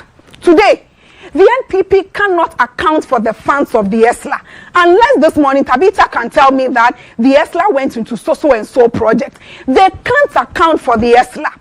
When I say that the NPP does not compare to the NDC, this is what I'm talking about. Under crisis, what do? Galamsey. They took pastors to Galamsey side to preach. The NPP took pastors to Akosombo. It is not the NPP that pastors pray for the city. I am not sitting here to say that prayer is bad. Nobody is a faith-based Christian than myself. What I'm saying is that even the Bible admonishes that a false balance is an abomination before God. And faith without works is dead. So you don't sit in the comfort of your offices. Spend recklessly. The city rise above the roof. And all you can do is pray. You don't sit in your offices, do nothing about Galamsey, and take people to the Galamsey site that they should actually go and pray for Galamsey site. Under their watch, Parliament Experience Doomso. Under their watch, your own station, GHOne News, covered the Tema General Hospital issue, where the children were actually crying to the extent that you reported, unless your station is lying. Put your integrity on the line. The lives of babies were lost under them. Today, you won't sit here and apologize to the good people of Ghana for all this mess you have. She mentioned mess. And you ask her, what is mess? Mess is just behind you, the hole they have dug. Maybe she doesn't know the meaning of mess. And then maybe needs somebody to explain that to her. Under their watch, black princesses were playing Ethiopia. The lights went off in Cape Coast. Am I lying? And then you see, that is how karma can pay you back if you don't do due diligence. On their campaign platform, we've seen the videos around. Lights have gone off on them a couple of times. Yet they say that there is no doomsday. Do you think we should take the NPP serious? Lily, do you think the NPP has the interest of the Ghanaian people at heart? But in bringing my submission to a close, the Institute of Energy Security has stated that under their incompetent administration, we can't even support our own domestic needs. There's domestic shortfall. Talk less of having enough to export. It should tell you that the vision that President Mahama saw and put in this power purchase agreement, the NPP has dwindled all the efforts. The NPP is the example of everything bad when it comes to governance. Talk of the city, talk of energy. They are the example of everything bad. But what we are saying as a party is that you don't just sit, Lily, and relocate a plant. And then in the relocation of the plant, you say that we have done enough. We have given the people of Kumasi life. And that's when the people of Kumasi, they are merry, was actually instigated, if that is the word for a lack of better expression, by His Excellency John Dramani Mahama. The only efforts of the NPP, right, was that they relocated, and that is just that. But there is a more fundamental problem, Lily. The 2023 audited report of the ECG recorded 10.2 billion cedis losses. Now you see, a very large chunk of this loss is in what we call exchange losses. And by exchange losses, we mean the losses that we have come by the free fall of the cedi. In other words, Lily, when you sign these power purchase agreements, you do so in dollar denominated, true or false? But when they generate the power and we are distributing, we distribute the power and we sell, in cedis. So it means that once your cedi is not doing well, the energy sector debt will keep accruing. And so on this note, I think that it is fair and square to lay the blame at the doorstep of Dr. Bawumia that his mismanagement of the economy, the mismanagement of the cedi has caused an increase in the energy sector levy. Now, Lily, I'm wrapping up. You asked her that what currently is the debt stock. Thanks to Dr. Bawumia's mismanagement. When they took over, right, the debt stock was 120 billion. Today, it is over 760 billion. To the extent that the NPP has borrowed on the capital market, and we have been, we've been caned out. We've been shut out here. We've been caned out. And then you have the guts to stand and say that you are calling His Excellency John Dramani Mahama to a debate. On what exactly? Like he said, His Excellency John Dramani Mahama is focused on one thing: to win this year's election free and fair, and to deliver the good people of Ghana from the mess the NPP has caused. If Dr. Bawumia cares for a debate, well, we can organize one for him and the people of Sangba. If Dr. Bawumia cares for a debate, we can organize one with Dr. Bawumia and that final year students in the nursing training college, who after Dr. Bawumia touted the achievement, we have restored Alawa. No, it was just rhetoric. Counter Dr. Bawumia and says, but sir, I have been here for 3 years. I have not received a single Alawa. Then you know what happened. You see the way this morning she was flipping her books for 30 minutes. Dr. Bawumia went flipping his books for 30 minutes and came back to the young girl that, oh, is that the case? I will tell the finance ministry to expedite payments. This is what I mean when I say that the NPP is so detached from their reality. And like we heard, you remember before Honorable Ejaku was actually fired, it was around power issues, energy issues, and the president came out to say he was misled. The NPP will always be misled because they don't do due diligence. And so Ghanaians must know, the NPP you are following itself always have been misled. You want to follow someone who has been misled to mislead you, where would they take this our economy? And so this morning, what His Excellency John Dramani Mahama is saying is that he's counting on the good people of Ghana to bring him back to power. First and foremost, to recover all the loot that has gone on in this administration. Secondly, His Excellency John Dramani Mahama, the man who invested in Ghana's energy sector, so that we have a generation capacity of over 5,000, to the extent that we're able to export some. Is saying that I am coming back to power to solidify the gains I started. I mean, albeit the NPP has messed it up. But what we are saying is that we are resetting this country beyond 7 December. We are counting on the good people of Ghana.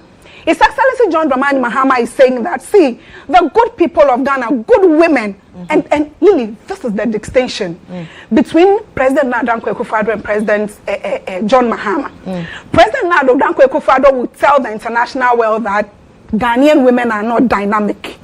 But His Excellency John Dramani Mahama will tell the international media that my women are dynamic. They are very industrious. Maybe all they need is capital and the needed support, guidance. And so I am coming back into power to give them this money they so much need. As compared to someone who says that the women are not dynamic enough. You think these two parties really need a debate? Please, the good people of Ghana, the debate has actually been settled.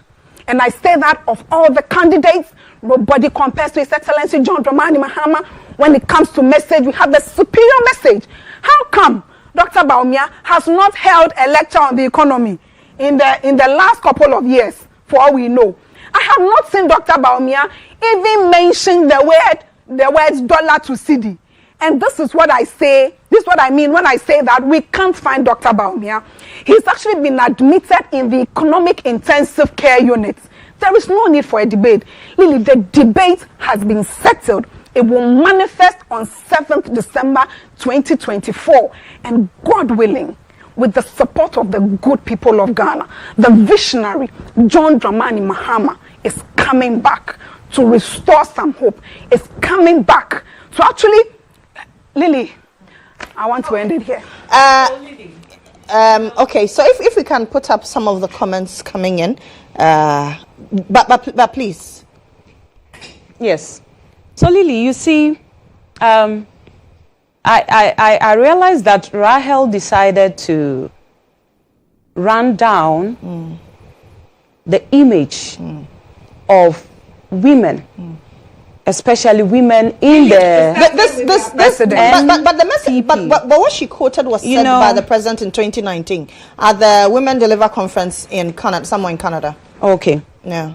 But it's the same president that she claims said those things, who accented to the affirmative action bill, a bold decision that no president in the history of Ghana has ever taken, that they will give women 30% consideration in every appointment that they will be making.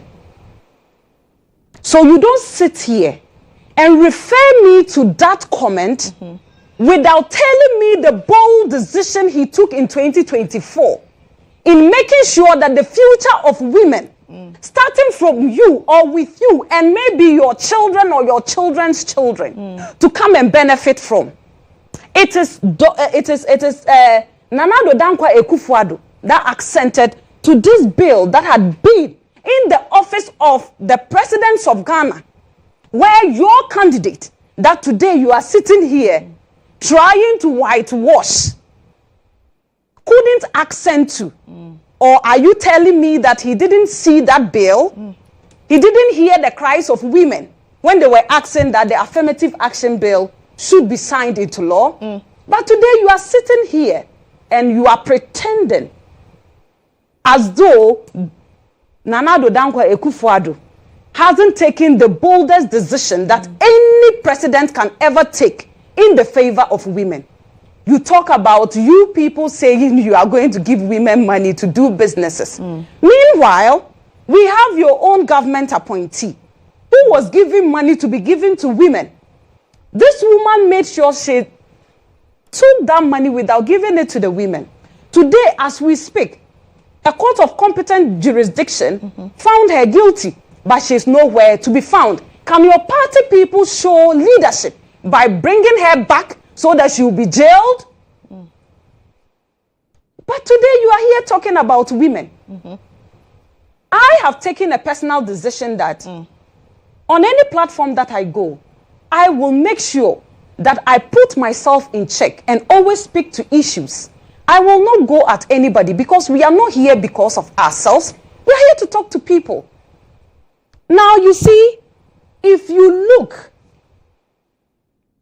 at, I think about 2 or 3 months ago, I sat in this same platform, on this same studio, with you and with Na. She came in as a neutral. She came in as somebody who was like a social commentator or something. And then one day, I didn't have lift, so I asked her, can you give me lift to UG? She picked me, and in the car, we had a discussion. And she admitted that honestly, the MPP has done so well. I won't lie. I have no reason to lie. She's seated here. And she said, Lily, her but I have response. The reason why I am saying I'm this, here. I'm here. That's why you are here. Yeah. You will respond. Good. Yeah, you will respond. Just Good. hold on. And I was like, you see, I think that statement that Ghanaians have a short memory, I think maybe Mohammed was saying some truth. And she admitted it's true. Ghanaians forget things so fast. Lily, hold on. Lily, And that's she used a certain word. She said, I am here. that Ghanaians have that problem. Start the misinformation. It's not misinformation. She said I was not in the car. You are speaking against the church you are greatest of respect. And the power you hold for your together. church. I will allow you. I won't let her fester it on. No, but I was not in the car.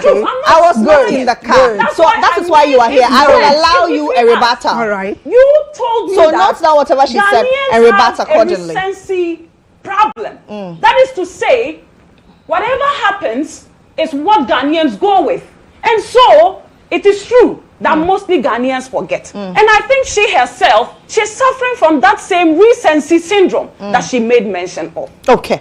Look, let me address the issues.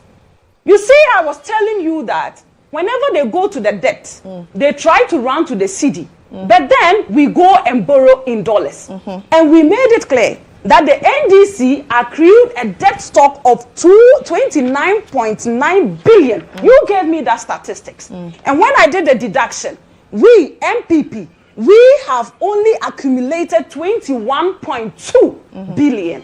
Now, if you are comparing these two statistics that I have given you, who has borrowed more and shown nothing? You gave us only one hospital. We gave you 45 plus hospitals. They could not afford to pay teachers. Teachers worked. As you mentioned, can you give me locations? Teachers worked for 3 good years and you paid them 3 months because you introduced a 3-month pay policy. You have that history. We have so far given over 5.2 billion students free senior high school. When you people were chasing them outside the classroom, outside the exam halls. Today you are sitting here and pretending. Don't be wicked to people. Let the ordinary Ghanaian benefit from the NPP. Today, we the NPP can tell you that we have employed over 150,000 health professionals. Unprecedented. We came and we have to take all the people that you people couldn't employ from 2012 to 2016. Nurses that came out from 2012 to 2016, you couldn't employ them. We came and gave them employment and are still giving them employment. The response the nurses gave was that Alawa delayed is better than Alawa denied. Did you hear about that? Just because they are so shameless, just because they are operating under that phrase or that saying that Ghanaians have a short memory, Mohammed has the balls to go to nursing training colleges and talk to nursing students when he could not give them employment from 2012 to 2016. How wicked can you be? And you sit here and tell me that NDC, what can NDC do for us? We have kept giving Ghanaians a stable electricity supply. I was telling you the debts. Now listen, there's this thing that I just want to quote. The government paid 520 million energy sector debt in 2018. When we came, this was the debt that they accrued. Over 12 billion Ghana cedis. And we came and we were paying. Now we went ahead. In 2019, we paid over 604 million. We are still paying the debt that you accrued. And you are sitting here telling me that we, the MPP, hasn't given Ghanaians life. How many people have come out to tell you that they are out of business because of doom so? There is nobody. And I'm telling you today that internationally, your candidate is known as the power cut president. He has that record. And so if you think you have your way with words, you cannot have your way with facts. The fact is there for Ghanaians to see. And so, Rahel, the little thing I want to add is that if you are a Ghanaian and you are listening to me this morning, as much as possible, I want to plead with you that you do away with the noise that the NDC is playing, because they are telling you that you have a short memory. The man who hasn't been president yet is telling you that vote for me and I'll go on a honeymoon. I am not the one saying it. He said it. That if you vote for me, I will use the first 2 years for a honeymoon. Is this person ready to come and help you? That is the question we should be asking ourselves. This man that could not employ nurses, could not employ teachers, is today telling you that I am coming to give you employment. Okay. So please, let's not come and reduce politics to just speaking words to people, but let us relate with them and understand what they go through. I think that is the best way to go. But Mama didn't say give me 2 years honeymoon. He just said honeymoon. No, because it takes at least 2 years to constitute a government. But you cannot say he said he didn't say 2 years. No, because if you are going to take 2 years to constitute a government, and you need a honeymoon period, then is that what Dr. Bawumia will do though? Because no, Dr. Bawumia is not going to do that. But you're saying it takes 2 years to constitute a government. It means that's what Dr. Bawumia plans to do if Ghanaians give him the nod. I thought you were talking about the honeymoon period. And no, but you said Mohammed says 2 years, and I'm saying that he didn't give a timeline to it. He didn't give a timeline, but I am just giving a timeline to it. Okay. I'm giving it. But you see, Dr. Mahmoud Bawumia from the get-go has made it clear to Ghanaians that I am ready to work for you. We are talking about 23 initiatives that Dr. Mahmoud Bawumia has brought on his belt. Now you ask them what Mohammed did as a vice president, and they have nothing to show, because we were told by Jinapo that he was only made to go on to occasions. He was just there to attend to programs. He wasn't given any role to play. Okay. So it means that even as vice president, he was not even fit to be promoted to become president. But unfortunately, due to the demise of our ex-president, Mills, he became president. And you know, because he came into presidency on a very easy note, that is why he showed that level of, in fact, I don't know, that level of Tabitha, you're spoken enough. Let me allow now coming. Now, okay, but let me read a couple of comments coming in. There are a lot of them. Today, I'll try and read some of your comments. If I am not able to read it, please pardon me. Del Sugarcon says, the health professionals being employed are just replacement. A lot of the health professionals have traveled outside Ghana and they need to be replaced. And then currently, most of the wards are understaffed as the nurses keep traveling outside the country. You didn't tell me which wards of which hospital. NPP did not post any 2012 to 2016 batch of nurses. Stop the lies. What's your source? Michael Kane said, Madam Tabitha, God bless you. The truth is bitter. You give facts about every point you raise. I guess that's what you want to say. While the NDC can't do that. Pa Kwmen Sahoni says, I can say that this Tabitha lady has Bawumia's DNA of lies. Tabitha Kum. Okay. NPP woman. Okay. I'll skip that. Tabitha, please, yesterday night our light went off. Where? Please. Kindly add your location. It's funny, they are just lying. Somebody says, what at all is Tabitha enjoying from this government that she defends everything? Okay, my director says yesterday his light was off. He lives in Kaswa. Yeah. Kaswa, but not my area. Yeah. So it means that light has been going off across the country. But now she across. In some parts across the country. You know, let's be specific. Oh, but I live in Hachu. I've been experiencing. It could just be in some parts of Greater Accra, but not nationwide. No, we have correspondents in the Ashanti region who have told us that some parts of the Ashanti region have experienced light out. I was in Kumasi 2 weeks ago, and I saw that where I was. How long did it take? That's kind of saying a couple of hours, like 3 or 4 hours tops. Yeah, I was in Kumasi 2 weeks ago. Now she made a point about what do you call it? she being in a ride with you, and then you talking about the fact that NPP has done so well. So if NPP has done so well, I'm wondering, why are you communicating for the NDC? Lily, this morning, in the interest of we being humans, and in the interest of my Christian faith, I would forgive Tabitha. How because so? You see, it hurts when Tabitha comes to communicate here for the NPP. Is stranded on the street, and I offer that, Tabitha, which direction are you going? And tells me which direction she's going. I says, well, I don't mind, I could help. And so, in an attempt to help a stranded MPP communicator, she comes back to come and say things I haven't said. That I said, Ghanaians have short memory. I haven't said that. It is just an attempt to cover up her complete failure on this set this morning. May God have mercy on you this morning. Please keep quiet. It is my time. Please hold on. Tabitha, it is my time. Let me have it.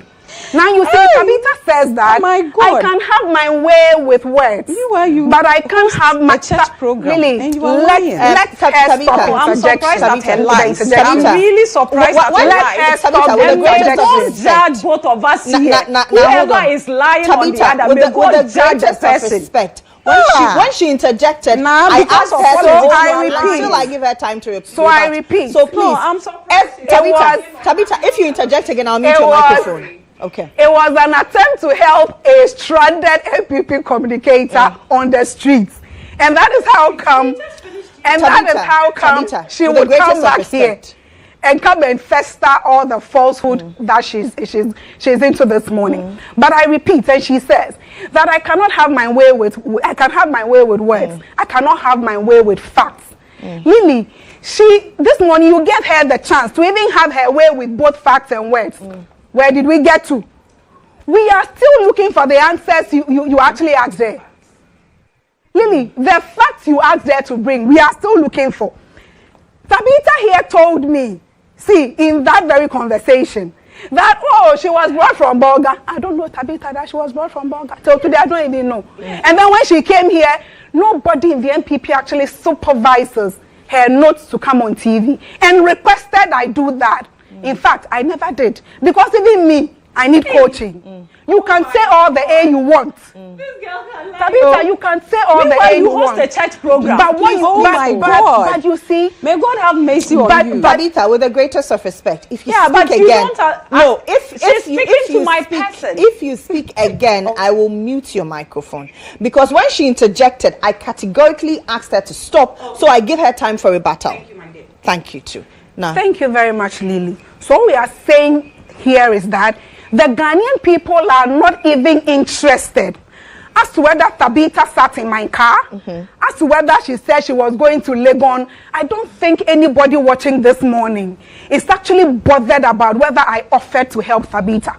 And whatever she's back here saying, what the Ghanaian people are bothered about is the fact that under the watch of Tabitha's party, led by Nana Addo Dankwa Akufo-Addo and Dr. Bawumia, the CD has risen from 4 CDs to 17 CDs and counting. What the facts, she said facts.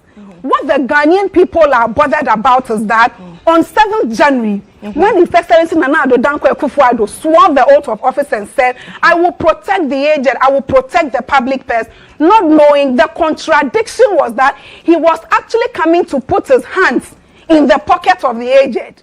That when he said that, I am coming to protect the public purse, he was coming to give contract to his daughters. When he said, I'm coming to protect the public purse, he was actually coming to pour our money in the name of a national cathedral. That when Dr. Bawumia says that, well, I have what it takes. I've worked at the Bank of Ghana. The money is there. He was categorically lying.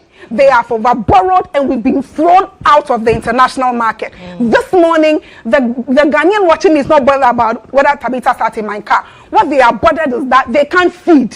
What they are bothered is that our roads are not fixed. What they are bothered is that a number of Ghanaians are sleeping in Dumso. What the ordinary Ghanaian is bothered about this morning is that when they go to the market, the same amount of money, for example, if it's 5,000, today you take it to the market, tomorrow that same purchasing power has become valueless. So Tabitha can decide to go on the tangent of giving the fact that somebody sat in somebody's car.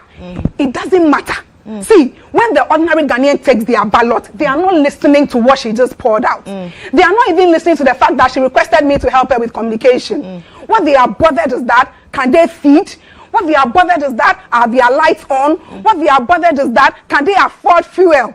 What they are bothered is that, when they listen to Dr. Bawumia, does he actually come across as somebody who can handle the economy and manage this country? He has actually, you know, he has the notoriety of playing down on things that happen. You have ditched us in a mess. And anytime you are actually held accountable, you will say that it is COVID, it is Russia-Ukraine war. Has the NPP ever accepted any responsibility? Today, Tabitha is saying that I supposedly said that recency and what have you. Is that why the city is failing? Is that why you dug the hole? Is my comment the reason why we were sacked from the international market? Let's be serious. See, data is expensive. So when somebody buys data and joins on Facebook, the person wants to hear something proper. Not, I sat in her car and she said, what have you? Lily, on the issue of COVID, COVID actually did the NPP more good than bad. So they can never blame COVID. The IMF gave the NPP money, right? See, Lily, World Bank gave the NPP administration money. Their own Cynthia Tete came to tell us how they actually shared the COVID money for party apparatchiks, for Chichinga, when the ordinary Ghanaian on the street cannot afford kenke. You mentioned the name? Cynthia Tete. No, Felicia. Felicia Tete, thank you for the correction. So, today, you have COVID money. You've used to chew Chichinga. When you come here and come and say that I said recency. Please. When we are talking facts, let us stick to facts. You won't digress. It won't win the NPP the election. But let me let the good people of Ghana know that His Excellency John Dramani Mahama is promising the Women Development Bank. I won't tell you whose car I've sat in. All I'm telling you is that President Mahama is promising the Women Development Bank to give a minimum of 1 million women capital. Beyond that, they'll be giving business advisory services so that those businesses can grow. President Mahama is promising that will that scrap Maslock? Well, it won't scrap Maslock. What we are saying is that this one is very well targeted. You see, it is coming on the back of women-owned, women-led. It is coming on even women-founded organization. Beyond that, President Mahama is saying that first year in school is absolutely free for you. President Mahama is saying that he's bringing the National Apprenticeship Program. And so if yours is not the classroom, maybe your head is not as good as mine. So all of us, you and myself, want to go and learn a skill. You join me. President Mahama and Professor Nana Jeno-Poku-Agyemang are saying that they'll actually pay for your apprenticeship program. Those who want to go to school, they will pay the school. President Mahama is promising that he would build a 500-bed capacity children's hospital. When you had money and you needed to prioritize in the interest of Ghanaians, you dug a hole. President Mahama says, I have the interest of the good people of Ghana at heart. I will not use your money to go and dig a hole. I will use your money for a 500-bed capacity hospital. President Mahama is also assuring that his appointment, there will be 30% women representation. And Lily, this morning, Tabitha was talking about affirmative action. It is not just about assenting to the bill to become a law. When it comes to affirmative action, the NDC lives it. We exemplify it. Professor Nana Jeno-Poku-Agyemang, see, the first woman running mate of the two major political parties. We heard, when they didn't appoint a female running mate, we heard Honorable Natoshi, say that, well, she's a bit disappointed because she thinks that women in the NPP are dynamic. But like I have stated, the president said they are not. Okay, and so maybe that is the reason why they never got an appointment. So the fact will still... Okay. It is not about who starts in somebody's staff. When people take their ballot, it is the state of their pockets. Okay. Thank you, now. Tabitha, just a minute about how Yes. What I will have to tell Na this morning is that... Or if you can make it 30 seconds. Now you are a Christian, first of all, before you are a politician. After death, there is life after death. As much as possible, even though grace abounds and that we can always pray for forgiveness of sin and the Lord will forgive us. I just want you to know that I have also forgiven you for lying to your to viewers this morning. You know, the truth is that when she was talking, she was only talking about what they are going to do. The question is, what have you done? Is the track record, so that we build trust on your track record to give you the mandate. The honest truth is that you don't have a track record. Apart from accenting to the bill, the affirmative action bill, we, the NPP, has educated more women in the history of Ghana. So today, there is gender parity when it comes to education. We have shown commitment to women. We today have made breast cancer screening and treatment free for all Ghanaian women. We, the NPP, we have that track record of giving women free maternal health care, which you don't have. So when you come and sit here and you are trying to talk to the people of Ghana, talk to issues that they have benefited from you, than what you are going to do. And now let me add on to what we have done. You see, I have already postulated a couple of things that we have done deliberately to give to women. I gave you and what we are going to do more is this. You are aware of the Kaya years that we have given them skills training, that the NDC decided to give them headpans to go and do work, and even levied them to pay taxes for using headpan on the street. We have given them training. So far, there is 6 cohorts that we have trained. Over 3,000 young females have had this training. Some in beauticians and hairdressers. We also have drivers. Even right now, some are employed and are working with Metro. That's the MMT, the Metro Mass Transit. The Metro Mass Transit. Okay. So that's Tabitha Ayila. She is a member of the NPP communications team. Na Chenioke is a member of the NDC communications team. It's an exciting morning. Long one that. Thank you very much for staying tuned in. My name is Lily Mohammed. We take a break here. When we come back, Today continues. Good morning. Wake up to a brand new day.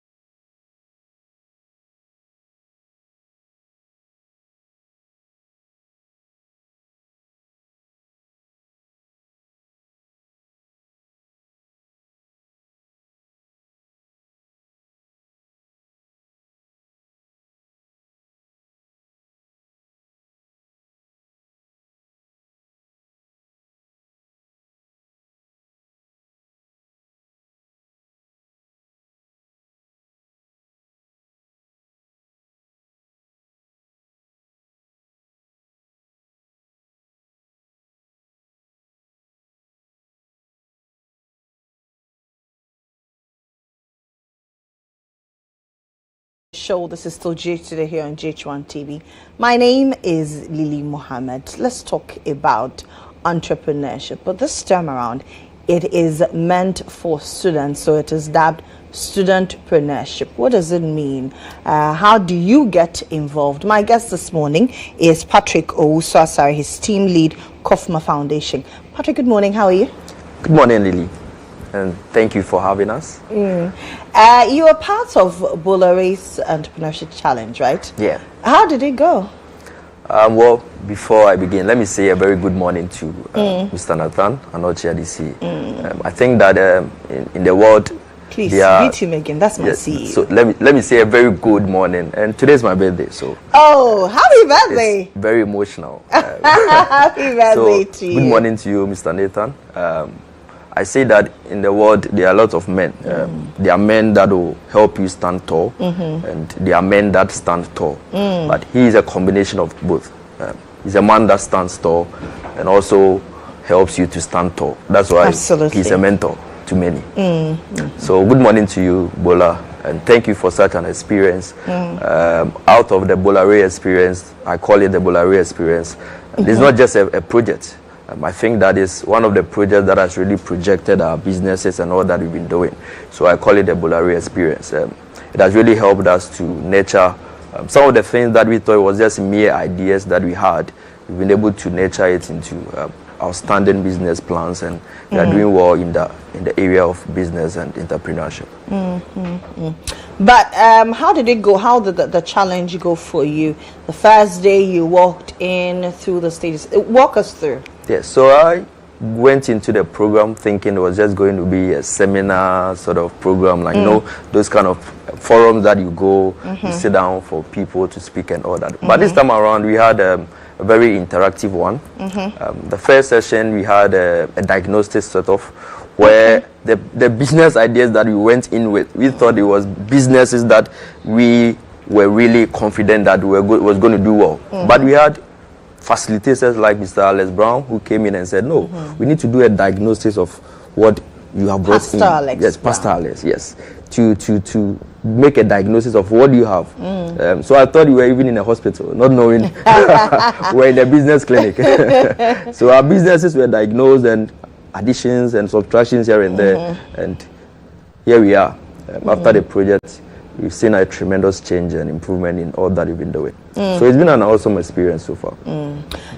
How long have you been an entrepreneur? From 2019. Okay. How easy or otherwise is it being an entrepreneur in Ghana? Yes, so our field of entrepreneurship, let's say we are into social entrepreneurship. My organization, Kofma Foundation, runs medical outreaches and sort of provide medical services for communities and other corporate organizations. In the area of social entrepreneurship, it's quite challenging. You have to be able to gather some experience and knowledge in how to create a platform to generate funds for your projects. And it's not been easy, but we're pulling through gradually. And with the help of amazing people like Asmark Investments and Nahas and all our friends, we've been able to pull up very good projects so far that is empowering lives and in changing people in the area of health. I can say that in the last 5 years, you travel to all the regions in Ghana. Sometimes you offer free health screening out of as a form of a corporate social responsibility for the deprived communities that we have, and we are doing well so far. So when you go into these communities, what do you do? So with our community outreaches, we run, for example, last month was breast cancer, but we have extended it to this month.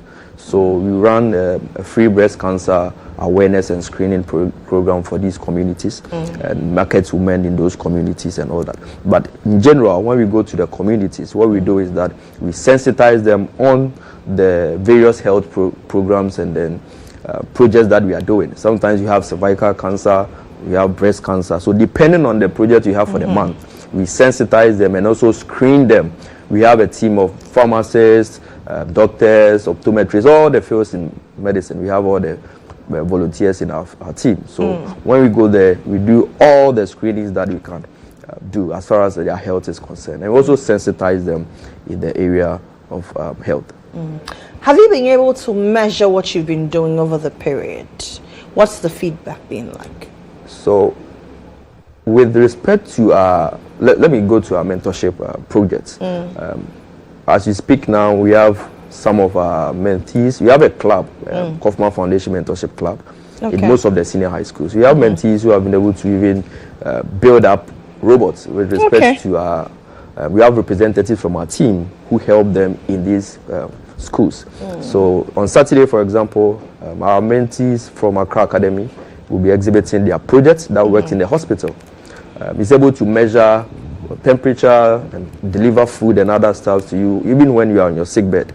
So they are going to exhibit such projects. And so when we look back to all this that we've been doing, we think that the feedback is great so far because we are actually impacting lives, and what we thought was meant for a particular age, in Ghana, we assume that you need to be at a particular age before you can champion some projects. But so far, with our trainings and mentorship, we realize that even at your teenage level, you can still champion some projects that we assume that it was meant for just people at a particular age. So the feedback has been great. Some of our mentees have had a couple of opportunities in tertiaries.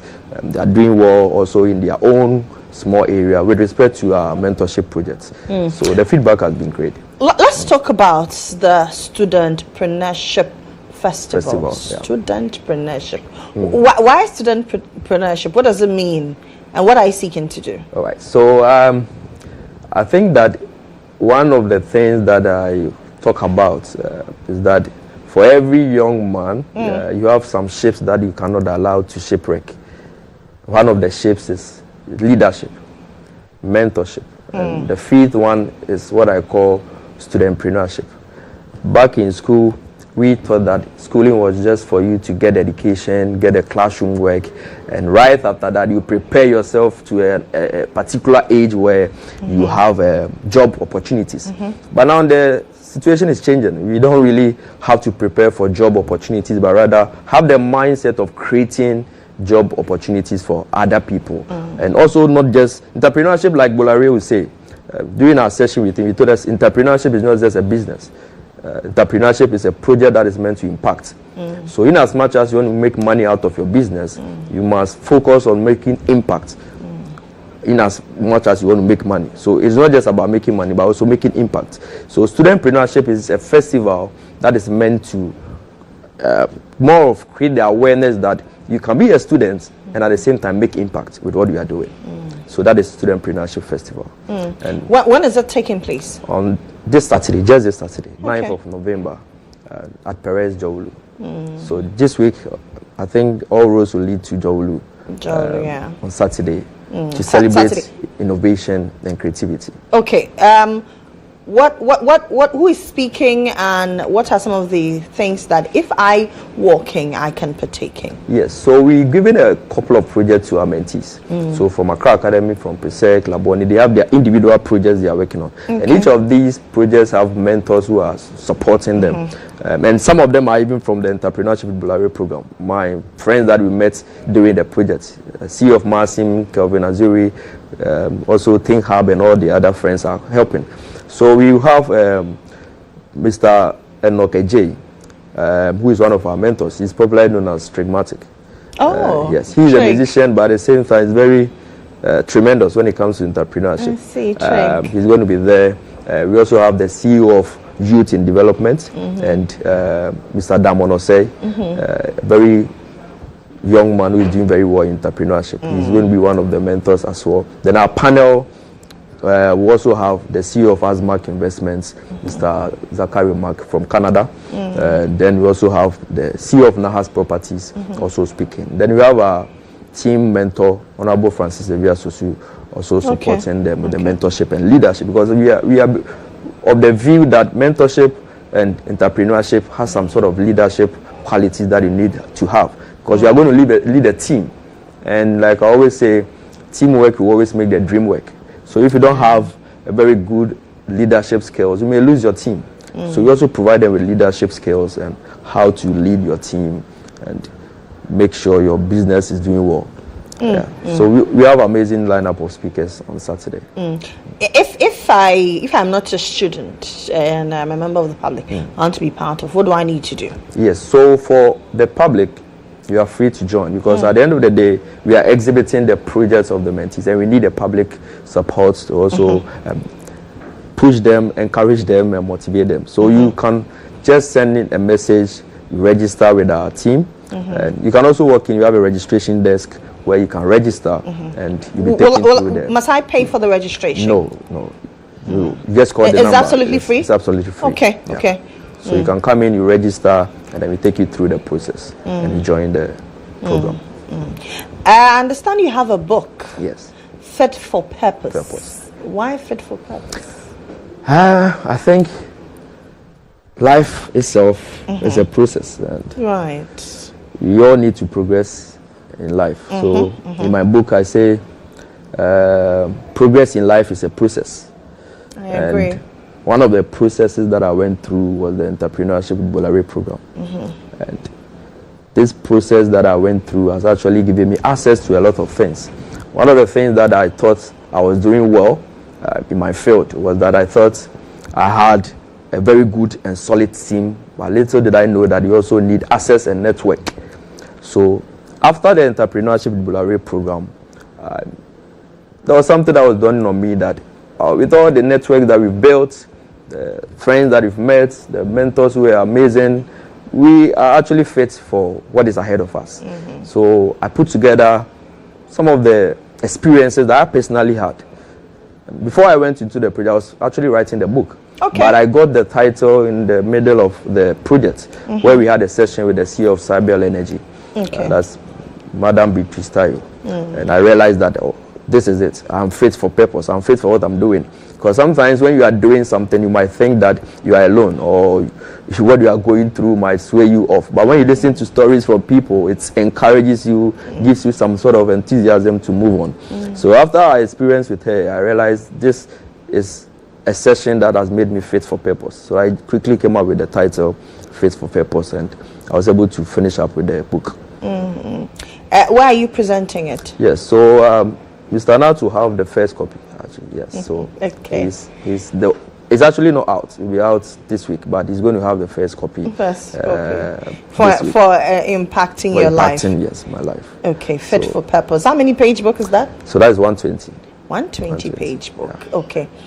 When do you think it will be out? It will be out by Friday.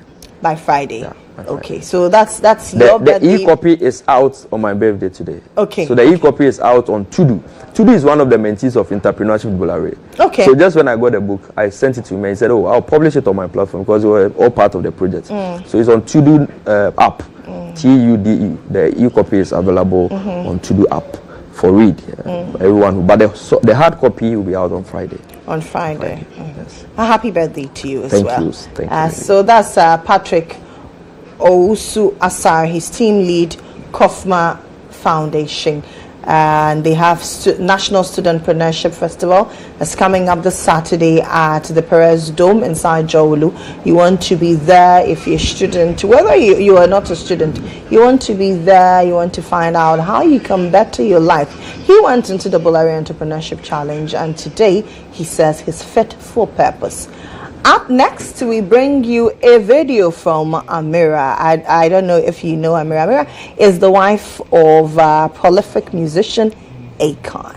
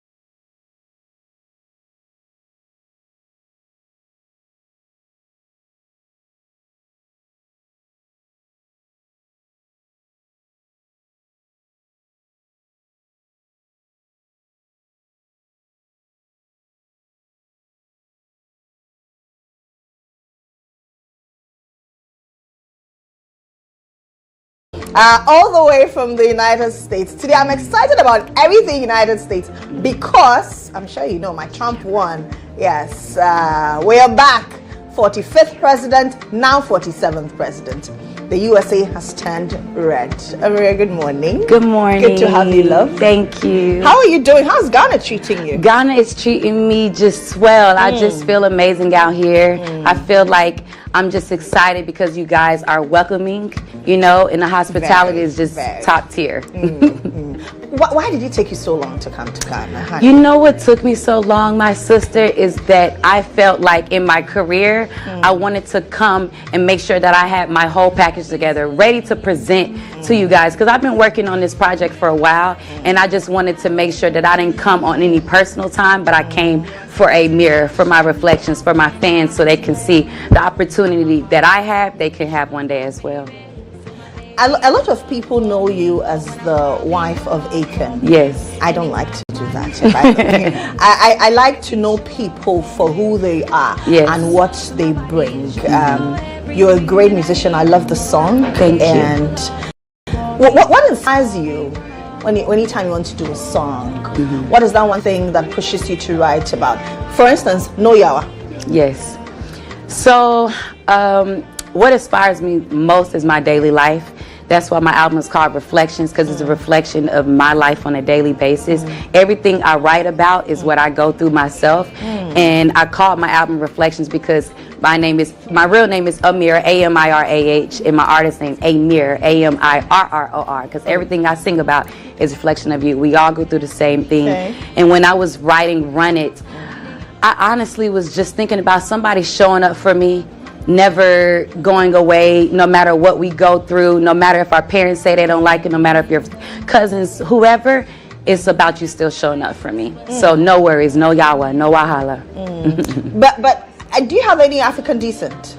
Well, I actually just learned that I am a bit 60% Nigerian. I did learn that, and I did know that I'm a part from the West of Bantu. So I'm just studying some stuff. So now I get the No Yawa. No wahala. Yes. Yeah, that's a bit of a Nigerian thing. But how was growing up for you as a young woman? You talk about showing up for myself. How was growing up for you? Well, growing up for me, I had a amazing life. My mother was my manager. I've been doing music. I started artist development when I was 12 years old. Ooh. Yes, that's why I love that you spoke on, like, let's make it about you, like the talent speaks for itself, because I've been working on myself and my career since I've been 12. I told my mother that I want my name in lights, and she put me in all the festivals, all the concerts, so I feel like my life was very much busy. It's just got me to where I am today. I feel like I still had the same life growing up. I'm just an adult now, and I'm doing it now with my own team. At what point did you meet Akon? I met Akon in 2012 in the studio, actually. I was working on a Disney soundtrack, Mulan. And the rest is history. And the rest is history. Did you know when you met him that, well, someday I could be his wife? No, I didn't know who Akon was when I actually met him. Really? Yeah, because I was in there working. I wasn't worried about nobody else in the room. So I actually didn't contact him right after that. It's the producer and the DJs that were in there. I was working with Disney. So, and Disney's is very big, so they actually just brought Akon back up, and then from there it was history. But yeah, it wasn't planned. I didn't think I would be his wife. Nothing that me and Akon has going on was planned, and that's why I know it's a divine life. But years on, yes, if you look back at your life, do you think you would have considered another career aside music? Even though you started at 12, I'm sure as a child we all had interests growing up. Our interests, we develop interest in other areas as well. Well, I was working since I was 16. I got my apprenticeship with hair in 2008. I was working under a lady named Miss Connie. She put me in her first hair salon. I was doing perms at the age of 14, and then I also was doing makeup. So I'm very good at makeup. I did my own makeup today. Oh, that's nice. So yes, makeup and hair always inspired me. I already had my hair license and everything. So now my career has always been number one, though. That was just for the income finances. How many albums have you got? This is my first album. Oh wow! But you've been doing a lot of songs. Yes. Why? Why did it take you so long? What was the factor that made you wait till now to launch an album? I think everything that takes time, everything is great, takes time. I feel like the process for me putting out my first EP, if I feel like I'll wait since I was 12 years old, then I feel like long as I'm being patient, you have to understand you can't just throw anything out. And especially with me doing Afrobeat, I don't want anybody to say, oh, that wasn't that. So I had to learn the language and learn the culture, go visit Africa, live there. I had to literally become one with it. So that's why I actually took me a second. Where was the shot? This was shot in Senegal. Yes, in Dakar. Okay, you decided to visit your husband's home. Which you decided to visit your husband's home. Yes, I love Senegal. I actually have a home there as well too. Okay, okay. But how many African countries have you visited? Cape Verde, maybe a few so far. A few, but do you have any songs with any African or anybody from African descent? Right now, well, majority of my songs, I have producers Necktunes and Spotless from Nigeria, and Necktunes is from Ghana. Okay, okay. Yes. Okay, okay. But how many songs do you have? Yes. With the producer, yes, he's on my album. Necktunes is the one that produced majority of the album. That's who's from here. But on my album, it's 11 tracks by myself. The only feature that I have on there is Spotless and Akon and Necktunes. But for me, I didn't want any features that anybody that was already successful in this industry in Afrobeats, because I wanted you guys to know me for me and see that I can pull this off. All about you. All about me. The song has to reflect you. Yes. I hear you have a song called Far Away. Yes. How far away are you? In Ghana, far away from the state. Like that. Far away. but what does far away depict? Yeah, so Far Away was basically, when I wrote Far Away, I was just thinking about, it's kind of similar to Run It, but Far Away is basically when you get into it with anybody in your life, and just because you're having a distance doesn't mean stay away from me for so long. That means that if I have my own situations that I go through, then you have to understand that somebody else have situations that they go through. True. And not every day somebody's going to show up perfect. So, baby, don't run from me. Okay, my body is still craving your body, and please don't go far away. Please don't go far away. Let's take a look at that video.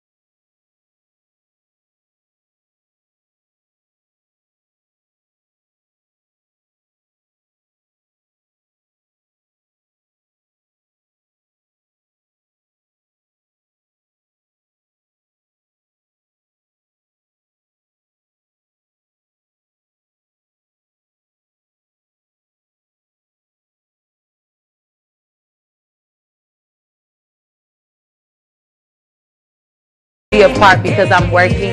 It feels better to be a part. I was looking at your reaction when he started singing. You miss him, don't you? Yes, I always miss him. You're gonna always miss your favorite person. He's my best friend too. Okay. If he was not in your life, what were you going to do? I'll still be here. I'll still be here, with or without. With or without him. But I know. But you signed on to Convict Culture. Yes. Okay. Yes. Okay. How has it been? How many years have you been on the since 2018. 2018. And how has it been for you?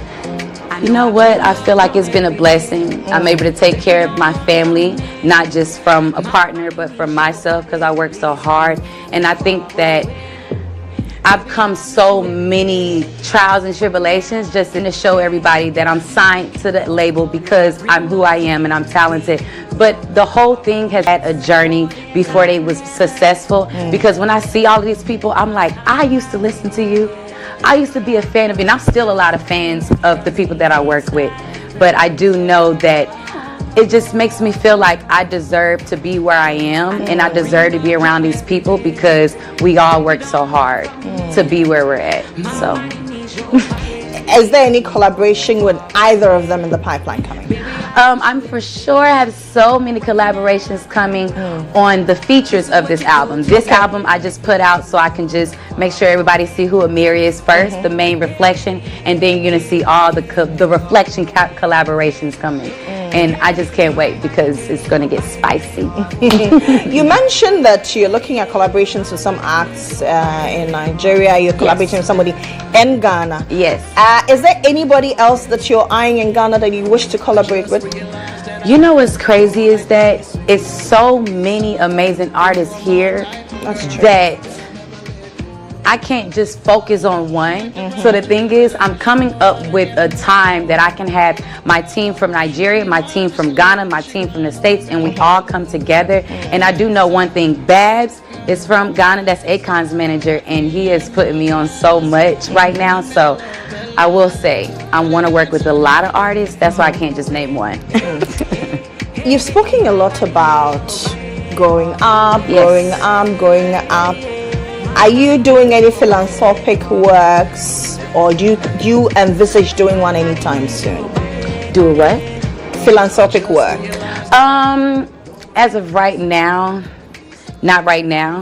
The main thing that my focus is just pushing my album, pushing Reflections, and then everything else will come after. Do you have any kids yet? Well, I have 9 kids, step kids. I do. Okay. How's your relationship like with them? I love I love them. Every single one of them are very talented.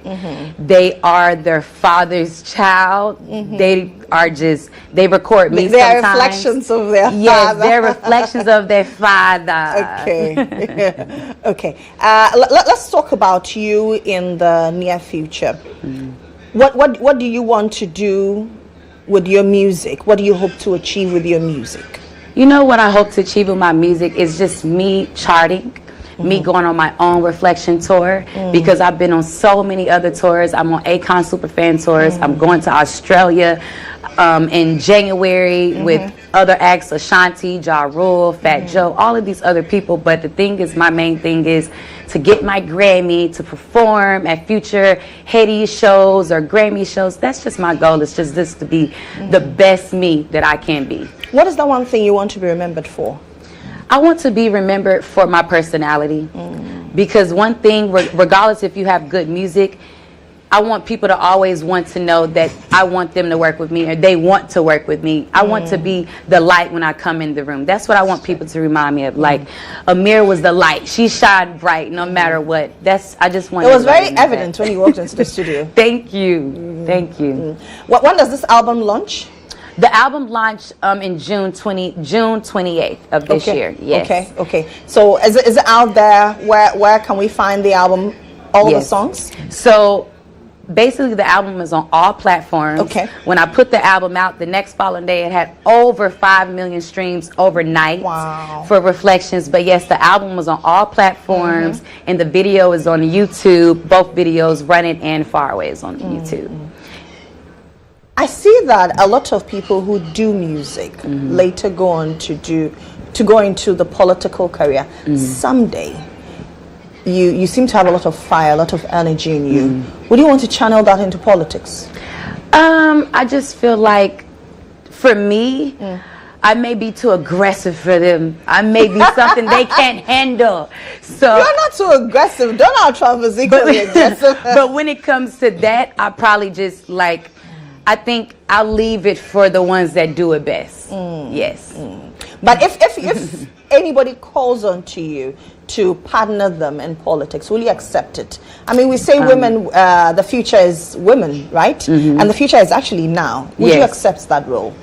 I would accept it if it makes sense for me at the time. At the time, yeah. And if someday your husband goes into decides to go into politics, would you say, well, it's okay, you can go? Oh, for sure. He is a politic man. I've been around him in synagogue, around 100 ministers, and he does that job very well. But I would just be, whatever Akon is for, then I will support. How long are you in Ghana for? We leave tomorrow. I know. Sad. But I know I'll be back. It's so when much are you things. coming back? You should come back in December. That's what we're working on. We're trying to come back in December. Everybody's like, December. I'm like, I want to be back. So, but we have so much. I'm on tour as well in December, but I know that I'm going to try to make it back. Where are you touring? So I'm going to Saudi Arabia. Okay. And That's interesting. Thank you. That's interesting. In Asia. Okay. And then I perform on New Year's Eve in Bali. Oh, wow. And then right after that is my Australia tour. Okay. Yes. Okay. It's called the Juicy Fest. Ooh, that's nice. You're going to bring a lot of reflective juices. Yes. Thank you very much for coming. Wish you all the best. Thank you, ma'am. On your tour. So that's Amira with Reflections. The song is out there on all streaming platforms. Go check it out and all her other songs. She's far away from home currently, but she'll be back home tomorrow. Yes. So that's it for the show. Let's do some celebrations now.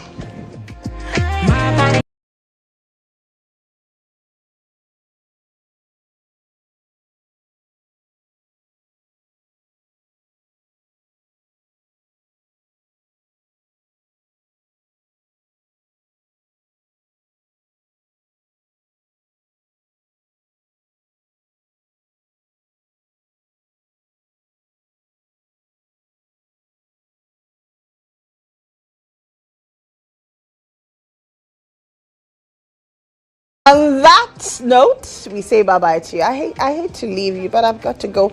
On behalf of the entire team led by Ruben Banini, our producers, camera, sound, light, and floor, and the MC, I say thank you very much for staying tuned in from 6 a.m. through till now. Every weekday, we're here on your screens. My name is Lily Mohammed. I'll see you at 11:30 a.m. on the Primetime Bulletin.